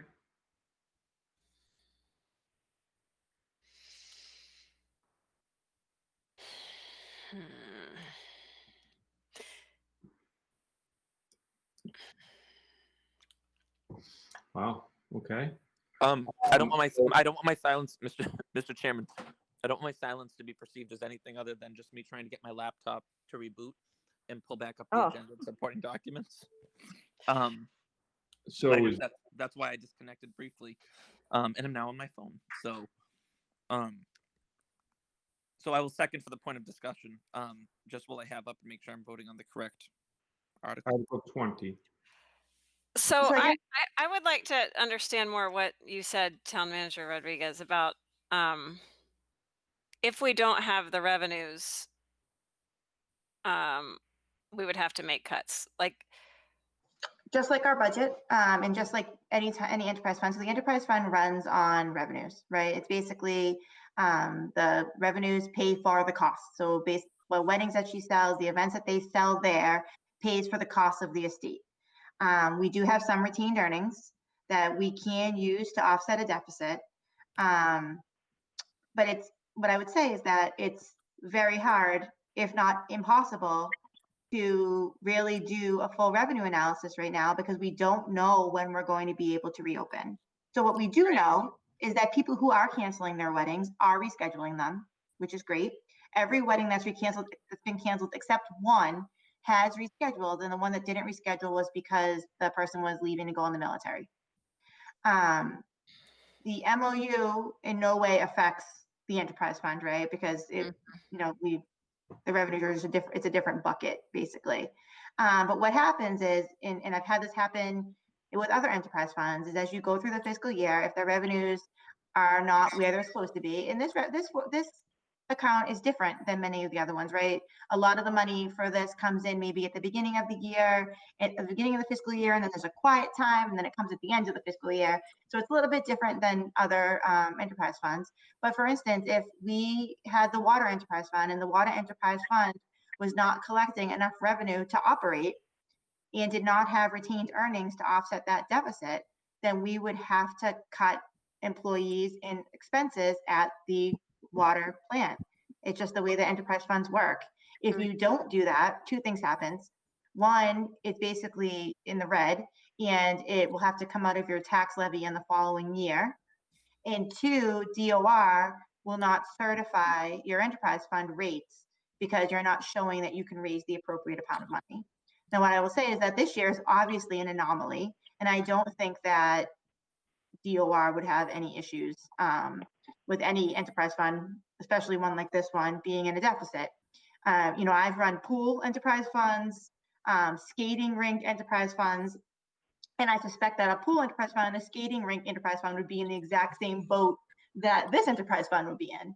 Fortunately, our water and sewer are not, right? Because people have not stopped using water or sewer during a pandemic. Well, they cannot operate this facility. but so to be clear, we would transfer the 630 or allocate the 630,000 for personnel and expenses associated with running the estate. We will try and earn as much revenue as we can. If we don't earn that much revenue, that will go out of retained earnings. Wait, did you clarify 630,000?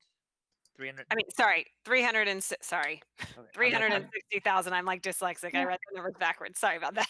Okay. $360,492. $429. I'm doing it again. Oh my God. 360,429. Right. So we appropriate the 360, right? Let's say that revenues only come in at 330.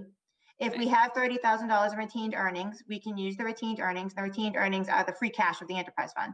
Right. We could use the retained earnings to make up any deficit. If we don't have retained earnings, so let's say that, making these numbers up, but let's say that we have $30,000 in retained earnings, but we're showing mid-year that we're looking at a $50,000 deficit. Then we would do a spending freeze and we would cut the budget by $20,000 mid-year in order to not go into the red. It's very common with enterprise funds. Okay. Madam Town Manager, so I listened to last week's Finance Committee meeting for about the first 40 minutes, and then I wasn't able to continue. I know that last week's discussion you attended, as well as the superintendent, you talked about the MOU.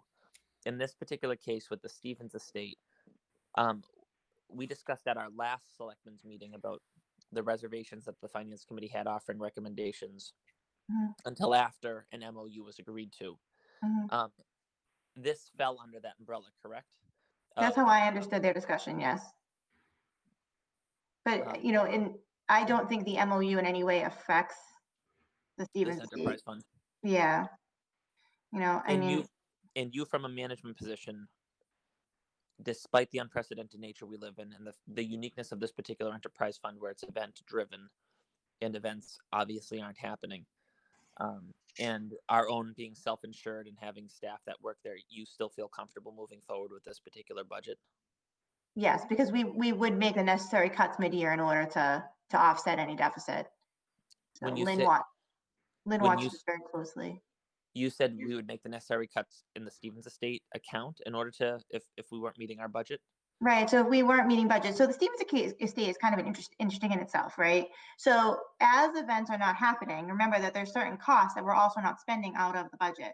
For instance, the bartenders, right? All those part-time salaries that we're not spending that we typically would be, right? And so if the events aren't happening, it's relatively simpler to make cuts within that budget, because you maybe don't need to have the cleaning service come as much, right? Because the only person in the building is the staff, or maybe you don't have to have as much landscaping as you typically would, or your water bill is less, right? Like all these things are less. We have less expenses that go along with the decrease in revenues.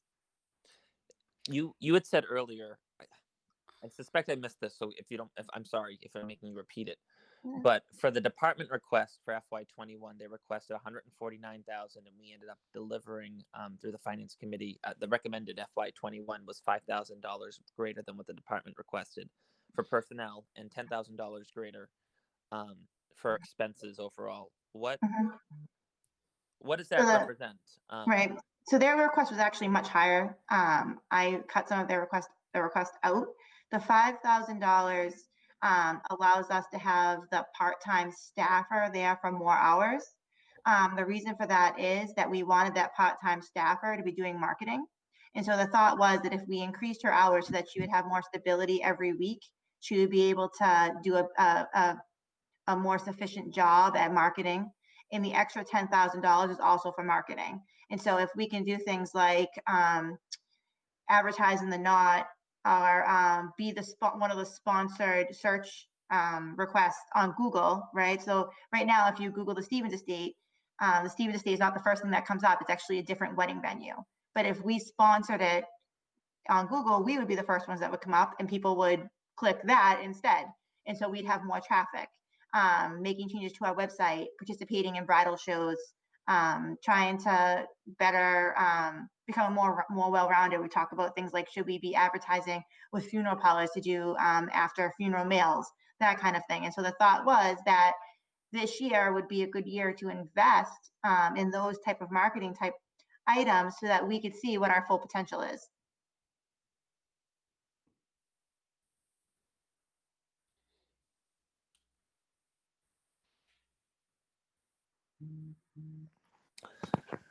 Well, I appreciate that. I appreciate that explanation. I mean, so Selectmen Smedili, her motion's on the table. I seconded it. I'm still inclined to take the position I took at our last Selectmen's meeting, where I would like to delay until the Finance Committee has had an opportunity to dive into more of these details. Now, that being said, I don't want any vote on the Stevens estate to be read into a lack of faith from the management at Town Hall or some effort to undermine this. I realize, again, it's a unique situation. And given that the optimistic feedback we received regarding the school department's interest or openness to the MOU, and the fact that we have now taken an affirmative position on that MOU, I mean, I would be willing to vote on this, Mr. Chairman. Okay, so let's review. So right now we have a motion for favorable action on this item. We have a second from Selectman Ecology. Do we have further discussion? I myself am inclined to vote favorable as well on this item. I feel that the due diligence has been done, and I feel that we've got some safeguards that we need to put in place. So I'm willing to vote. I'm ready to vote positively on this. So with that said, unless there's any other comments, we can call for a roll call vote. Selectman Smedili, how do you vote? Rosemary Smedili, aye. Selectman DiColigiero, aye. Regina Keen, aye. Chris Nobley, aye. And Richard Valancourt is a yes. Okay, so unanimous. Someday I want to know why you say yes when we all say aye. But, I don't know, just to be different. yeah, there we go. All righty. Chairman's prerogative. He can vote yes or aye. There we go. Thank you. Okay, so thank you for that. So those were the only two articles that we had to take up. Yes. So let's move on to, are we ready to go back to new business before we go to the COVID update? Are we ready with the modified policy? See Laurie and Suzanne. Yes, I think we are. Okay, who is going to share that? Can one of you share your screen? Do you know how to do it? If you can't, you can email it to me or the town manager, and I can certainly will be glad to share. I would appreciate if it's red because I am not on part of the screen group. We can read it too.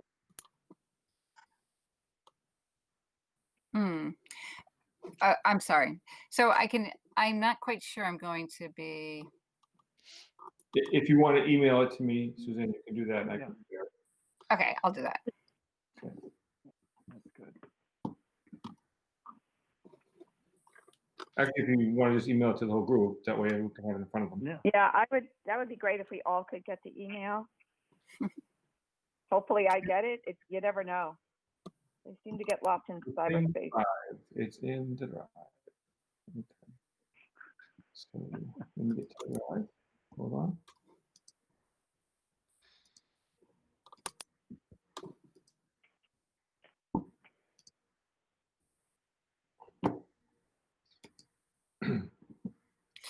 Okay, so it is it's Sorry. a Google Doc that you all have a link to, and it's called Flag Raising Policy Options. Yes. Okay. Do you all see that?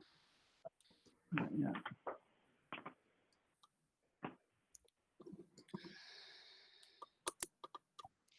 Sorry, did you email it again? You emailed it or you shared it? It just shared. It's shared to you. It's shared on the drive, on the Google Drive. Yep. And now I'm actually sharing it, I think. Where the hell did I go with it? Oh, here it is. Okay.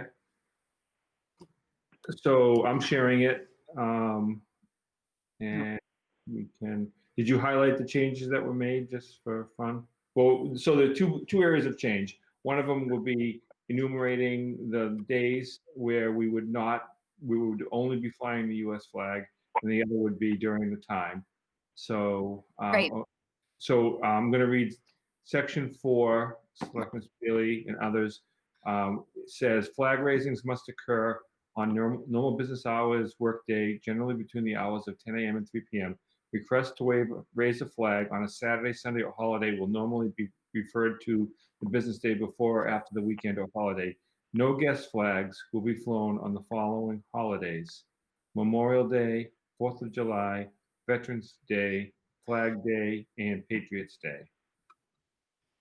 So that's the first change that will modify the days when flags can be flown, guest flags can be flown. And then under section 7, guest flags are allowed to be flown only underneath the town of North Andover flag and will be generally flown for up to 30 days. And those are the two amendments that were made to option 1. Two changes, I should say. There are 2 additional ones also. There were?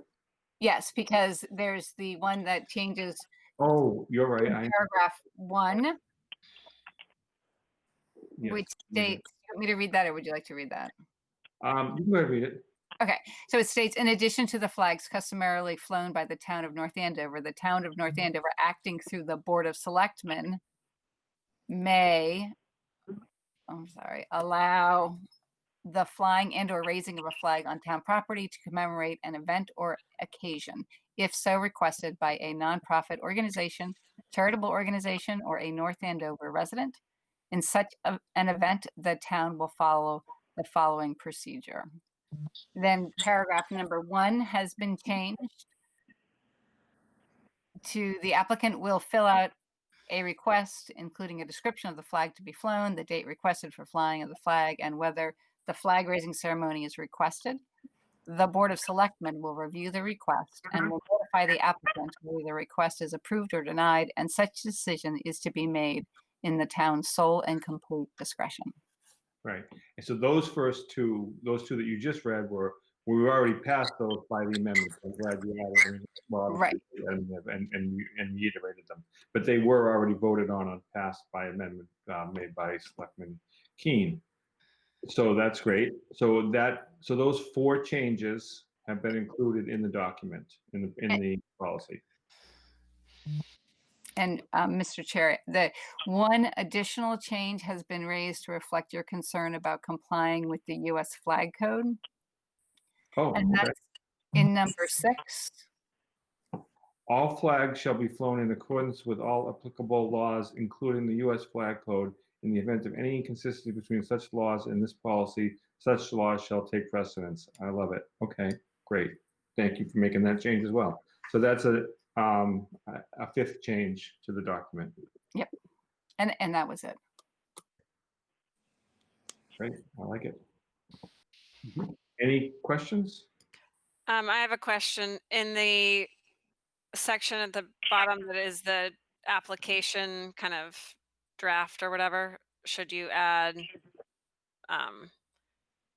duration or start and date that they're requesting or whatever, something so that we know how many days they're requesting,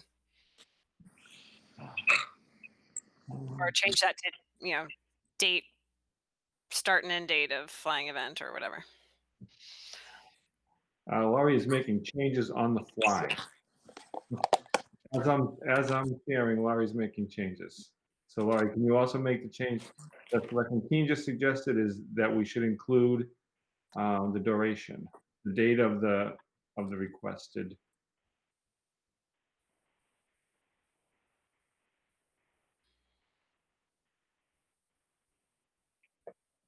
Okay, so for those who cannot see this right now, under where it said date of flying event, flying/event, and expected number of attendees, she is adding 2 new sections, one that says begin date and one that says end date. Okay. Perfect. Thank you, Laurie. So does that meet everybody's requirements? And I can continue to display it, and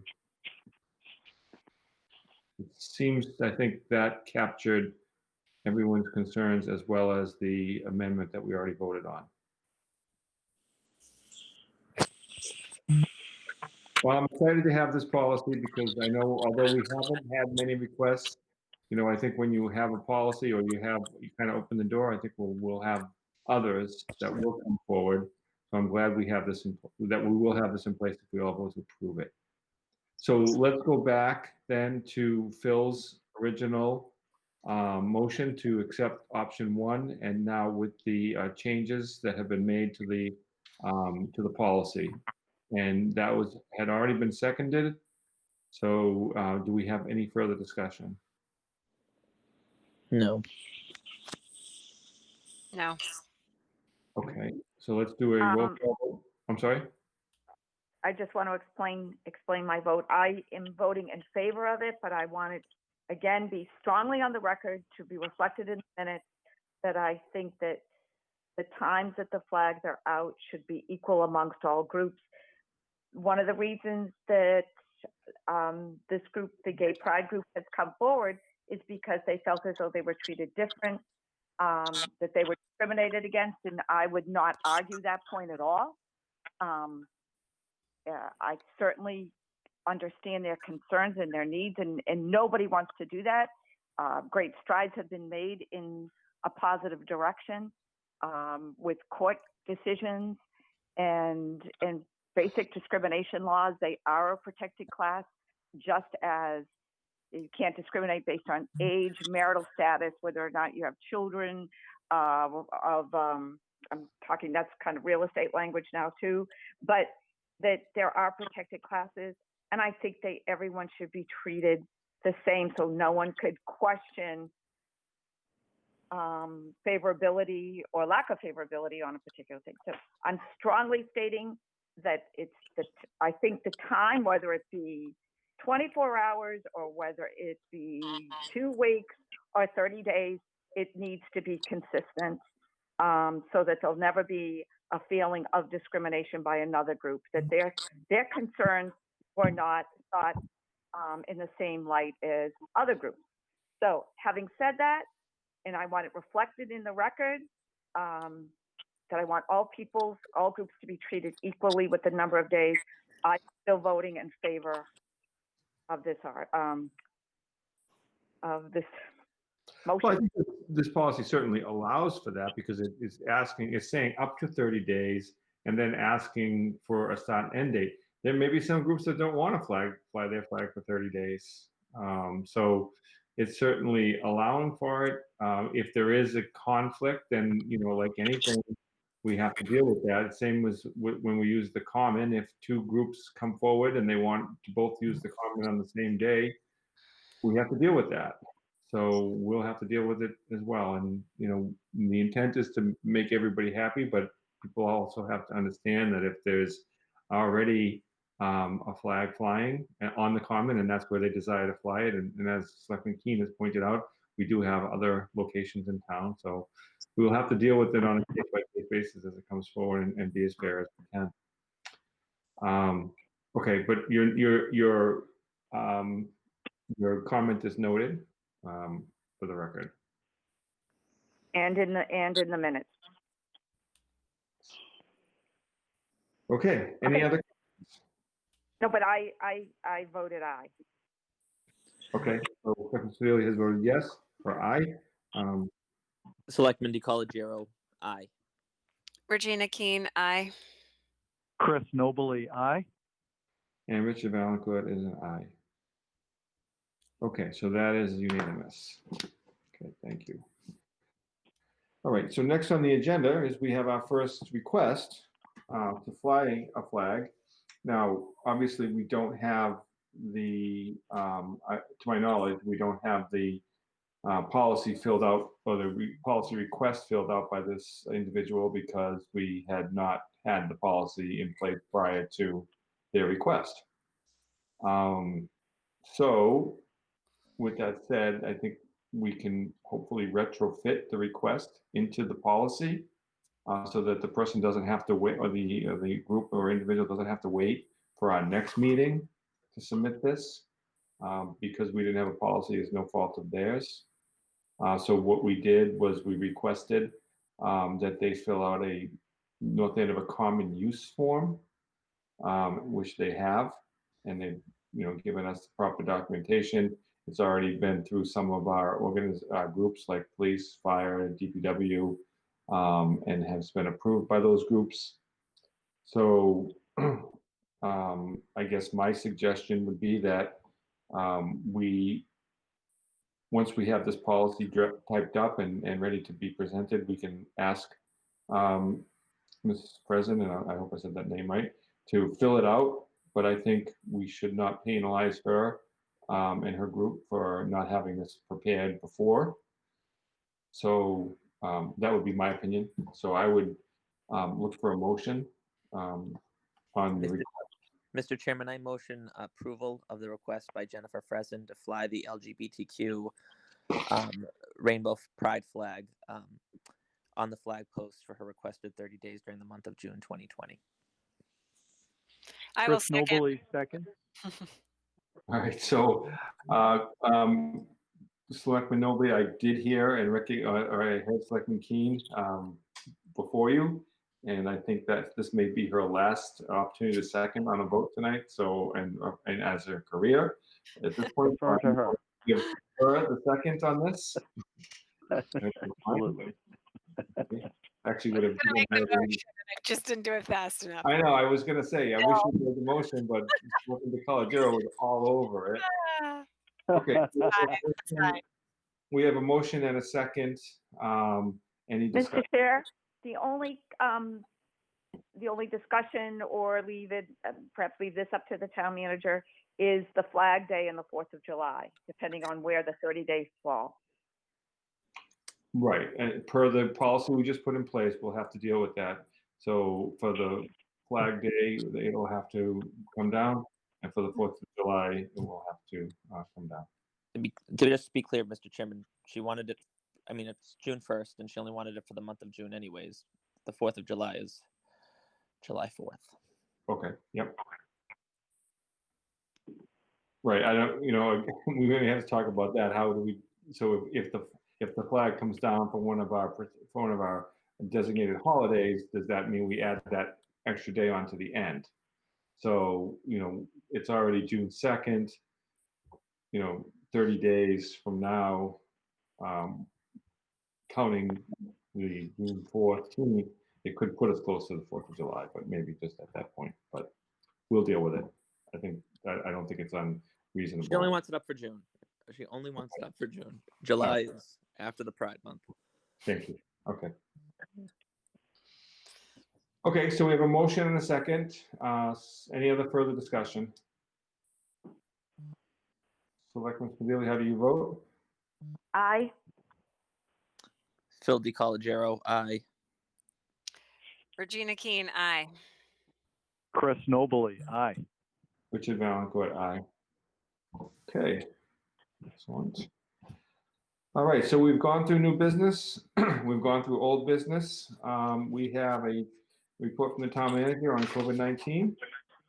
Thank you, Mr. Chair. This will be brief. Currently, as of May 31st, the town has 318 total cases. 119 of those are active, 167 are recovered, and we have had 32 deaths. Town buildings are still closed, but we're working towards slowly starting to integrate more employees from working from home and into the building. Those plans will be released during this week. Under the governor's reopening plan, our offices cannot exceed 25% capacity per office. So it's really not too different from what we already were doing, but we are slowly starting to integrate more people into the building. Governor Baker released last week guidance for reopening of restaurants, but has not yet released the date when they will reopen. The business reopening working group is meeting on Wednesday for the first time. One of the things that they'll be talking about is outside seating and streamlining our licensing and permitting process for businesses as they move forward. Stevens Pond will be reopening with restrictions on June 22nd. It will be online transactions only. There'll be no docks, no rafts, no swimming lessons or picnic tables at this time. That could change as we move through the season, but in order for us to comply with the current beach restrictions, those are the protocols that we have to have in place. People will be setting up 12 feet apart, and due to that, we may reach full occupancy on some of the days. And so the regulations do require people to sit and set up on the beach 12 feet apart. We're also starting to work on camp and trying to figure out what camp is going to look like this year. Some preliminary guidance was released today, but we haven't received final guidance quite yet. And as soon as we have that, we will reach out to the residents and let them know how we will be operating camp during the summer. One of the things that we are doing for our employees as we start moving towards the reopening, and it's for the Stevens Pond employees, but as well as all of our town employees, is de-escalation training. And so we recognize that these are trying times. And so we are giving our employees across the board training on how to work with residents that may be angry about some of the restrictions that they're facing that they have not faced before, particularly at the pond. It's going to be difficult for some of our younger employees that work at the pond, the lifeguards, et cetera, to be turning people away. We want to make sure that everyone has the tools they need in order to best interact with the public moving forward. And so we're starting that training, and Dee has been spearheading that and getting that ready. Starting tomorrow, June 2nd, The issuance of lake usage permits for boating and storage will be available for purchase online. So people who are looking to get their boating permit can now do that on the internet. And so that website is through Viewpoint, and you can reach it right on our website. And I believe, Mr. Chair, that's all I have for the update right now. Great, thank you. I think what I'd like to put on for our next agenda, if we could discuss, so I've gotten some calls regarding some potential road races later on in the year in September. Yes. And also, we've always had, not always, for the last 2 years, we've had a great exercise program on the Common and other, and actually at the Stevens Pond as well. So things like that, we may want to, if we could possibly put that on the agenda and start talking about that along with the camps and as these guys come out, how we're going to, if we can deal with those things. So maybe for the next agenda, we can do that. Sure. Hopefully by next agenda, we have more information on camp. It's been interesting, the phasing of all of these things, figuring out, will the gatherings of less than 10 be allowed moving forward? It makes it difficult for us to plan for the summer months, unfortunately. But yes, be happy to do that. Okay. Well, thank you for that update. Any questions for the town manager on the updates? Do we have any greater clarity? I know that I think it wasn't Booster Club, it was the Little League was meeting this evening, and they had a curiosity about whether or not or when they would be able to use the fields again, if there's any type of guidance yet on that. So youth sports are in phase 3. Okay. And it says, and we have not seen what the restrictions or guidelines will look like, but the governor put out not only his business reopening plan, but also a recreation reopening plan. And the recreation one has been kind of like a sleeper, and you have to really dig for it. But youth sports is in phase 3, but they have not yet released what the guidelines or restrictions for that will be. Under the current timeline, if things continue to progress the way that they've been progressing, they've been saying 3 weeks for each phase. And so phase 3 would likely be sometime in July if they continue this trajectory. But we have not received any confirmation of that or what those guidelines look like. I thought that there was like some sort of limited sports in phase 2. I feel like I've seen mailings from different sports groups with that. So Some limited. Hold on a second. I was just trying to open it up myself.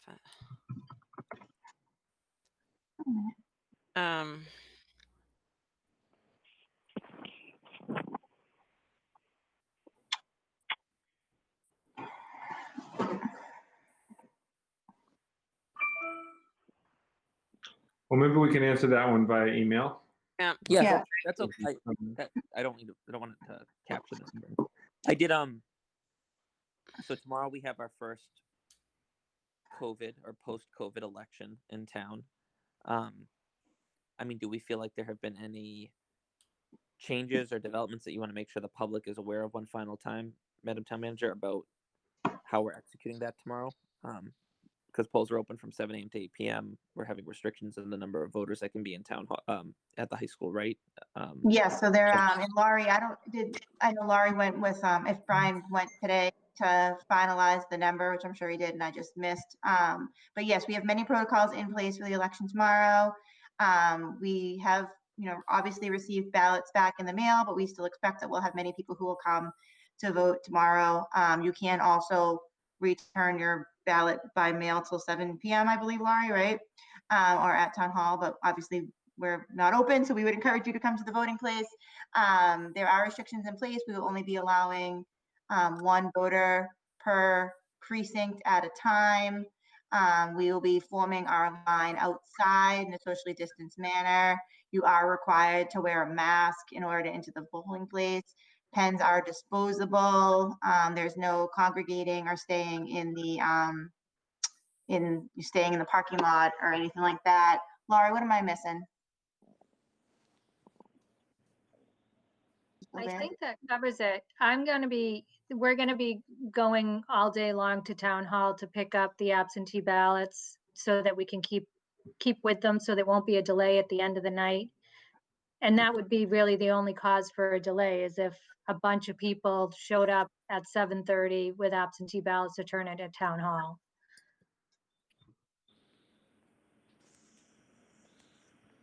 So Lori, what are you suggesting then? If people need to turn ballots in, can they do it at Town Hall tomorrow? I thought Alexa say No, they cannot- can. They can. They have to do it by 7:30. Our hope is that people will, if they're going to turn them in tomorrow, that they do it as early as possible, because we're going to be going, you know, all day long back and forth to Town Hall to get the absentee ballots and bring them to the high school so that they can be counted. So where do you bring them? Do you put them in the black box? Yep. Or Yeah, someone's going to be at Town Hall emptying the box every hour. okay. And then the last run, I believe the message went out today through social media that it had to be there by 7:30. And so at 7:30, we'll grab whatever, look to see whatever's in the box, timestamp it all, and bring it to the high school. Okay. Great. So a family member could drop it off, just to expedite things, a family member could drop off another family member's absentee ballot at the Yeah, box. they just have to put it in the box by 7:30. Okay, so it makes no difference that it would be the person, you could be delivering one for a family member, because I've been asked that question and I just don't want to give people the wrong information. So a husband could bring it for a wife or vice versa and just drop it in the box. Yep. And it'll be fine. Okay. Very good. Thank you. You're welcome. So, Mr. Chair, I just sent the document, the recreation document, over for the board. So if you don't mind, I'll just, so what they're saying in phase 2 is expansions of sports will be allowed. All athletic fields and courts will be open for drills for groups under the public health guidance. So the way that we have been interpreting that so far is that for groups of less than 10. And then under phase 3 is when they would, as I understand it, relax some of those requirements, allowing for bigger sizes and perhaps games. And that's how we've kind of been understanding it on the administrative level. Okay. And I just shared that with everyone. Thank you. Sorry. I'm sorry. I was looking at the document that you sent, and it says on page 15, youth sports under phase 2, 25 participants per surface. Okay, so 10. Not 10, yeah. All right, good news. Which would mean like a team could practice in anticipation of having games start in phase 3 or something. Yes, that's how we understood it, that you could have practice in phase 2 and then games in phase 3. Yeah. Well, thank you for that clarification. Okay, anything else on COVID-19 at this point? Okay, so I'm going to move on to Selectmen's updates and comments. In your package, you should see a list of proposed dates for the rest of the year for a Selectmen meeting. Please note that in July and August, we only have one meeting in each of those months. In June, we have 2 more meetings coming up, the 15th and the 29th, and then pretty much a regular schedule following that. So, please note that. I'm sorry, none of those dates work for me. You know what? We don't care. Just no, they work perfectly for you. They work perfectly for me, right? I guess I had the wrong answer, wrong statement. All right. So, any other updates or comments from any of the Selectmen on here on the board? I would like to make a comment. Thank you guys so much for all of the great experience I've had over the last 3 years. I've learned so much working with all of you, and it has been such a pleasure and an honor serving in this role. I'm about to cry, I think. I really got so much more out of it than I ever thought that I would. it's just been such an amazing experience. And I have to thank Selectman DiColagero for putting this idea in my head at one point a very long time ago. And honestly, when he said something to me about it, I was like, are you kidding me? I cannot fathom that I would ever do that. And it's been such an amazing experience for me. So I want to thank you guys for all of the support and collaborative work we've done together. And I want to thank the residents of North Andover for putting their faith in me 3 years ago and letting me have this opportunity to serve. It's been an extremely rewarding experience. So just thank you so much. And thank you for these lovely flowers that I received today from you all. I really appreciate that. And Thank you. I got this little gift too, which I didn't open. I don't know if you guys want me to open it. Yeah, let's open it. Yeah, go. You're gonna need it. You're gonna need it. Let's open it. All right. Let's see. So while you're doing that, I'd also like to, to thank you for your participation, for your service for these last 3 years. I've learned so much from you. Your professionalism, your preparation for every meeting is extraordinary. Your thoroughness in doing, your investigation and your background work. It's really just so amazing and so impressive. And I really enjoy getting to know you and. Wish you were continuing, but we can't all have everything we wish for. But I really wish you the best in your time. I'm sure you're dancing all night tonight. But thank you for your service, and it's been a great pleasure serving with you. Thank you, Dick. Thank you. Can I just echo what Dick said? I mean, everybody brings different strengths to that table, and it just seemed like you brought every strength imaginable to this role. Dick said it. You did your homework.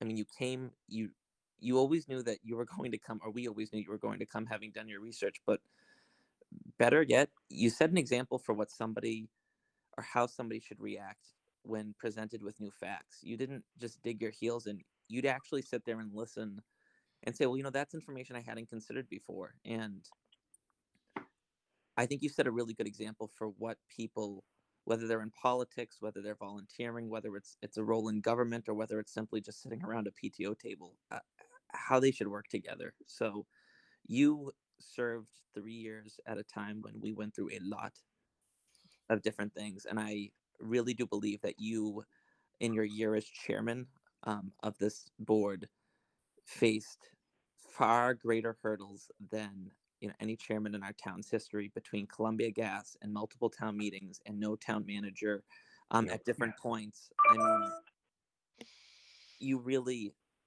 managed to handle that with such aplomb, and I consider you a role model and a friend, and I will miss having you sitting at this table or on the other side of this phone, I suppose. And it's funny because I think before this meeting you said, you still have our number. That's funny because I'm pretty sure we're the ones that are going to be calling you. So that's cute to think that you'd be the one calling us. We'll be harassing you. So thank you for being a colleague and a friend. Oh, thank you. Thank you, Phil. Well, Regina, oh, go ahead, Chris. Go ahead. No, go ahead, Rosemary. Fine. Go ahead. Regina, I think Phil did say it. Nobody came with more facts, figures, diagrams, spreadsheets than you. And you really did come prepared. You brought the engineering to the Board of Selectmen. But I wish you the very, very best. I hope we hear from you. My congratulations to your family, as they're going to be getting Mama back more full time. But I think, having said that, being a woman and a mother, to set a good example to your children, how important community service is, I think you've done your children a great service by being a role model in that regard. That it's so important that everybody at some time steps up and contributes for something that is important to them. And thank you very much for that. Thank you. I hope you enjoy your summer with not having to do all those charts and things for right now. So Thank you. Thank you. Well, I don't want to spend too much time on that, other than I knew we were in for it when you walked in with that binder, the first meeting. All the tabs and highlighted. It was like, oh boy, here we go. And we all talk about that, but what really stands out to me is that you've had a real ear for the voices of folks around our community, and being able to coalesce that into actions and approaches and policy. That's the real talent. And what we went through over the past 3 years is really a lifetime for many folks, and it's really been an honor. And I would just say, I think you really upped all our game on the board with your presence. So you leave us wanting for more. So thank you. That's a great way to go out on top. So appreciate it. Enjoy the retirement. Thank you. Thank you again. And thank you for this very wonderful gift that I will treasure and display. Rosemary, since you're not online and seeing it, I'm sure you probably know. I know what it is. I know gavel. what it is.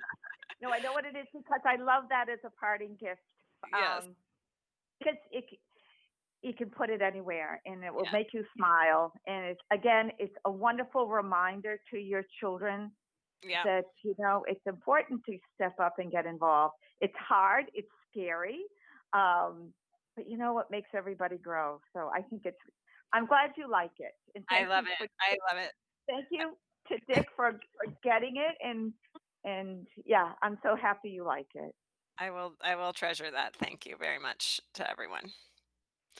And Melissa, I'm sorry we didn't have more time together.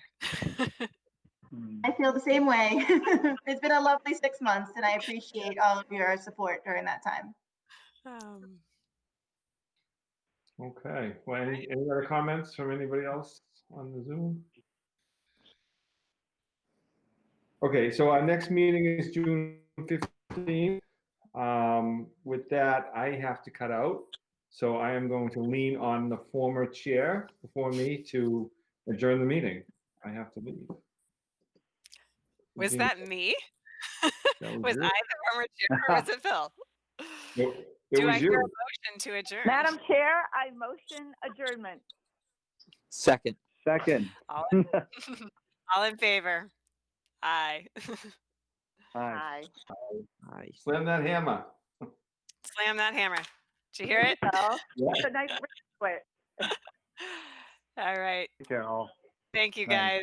Thank you. Thanks, Regina. Thank you, Regina. I miss you. Good luck tomorrow.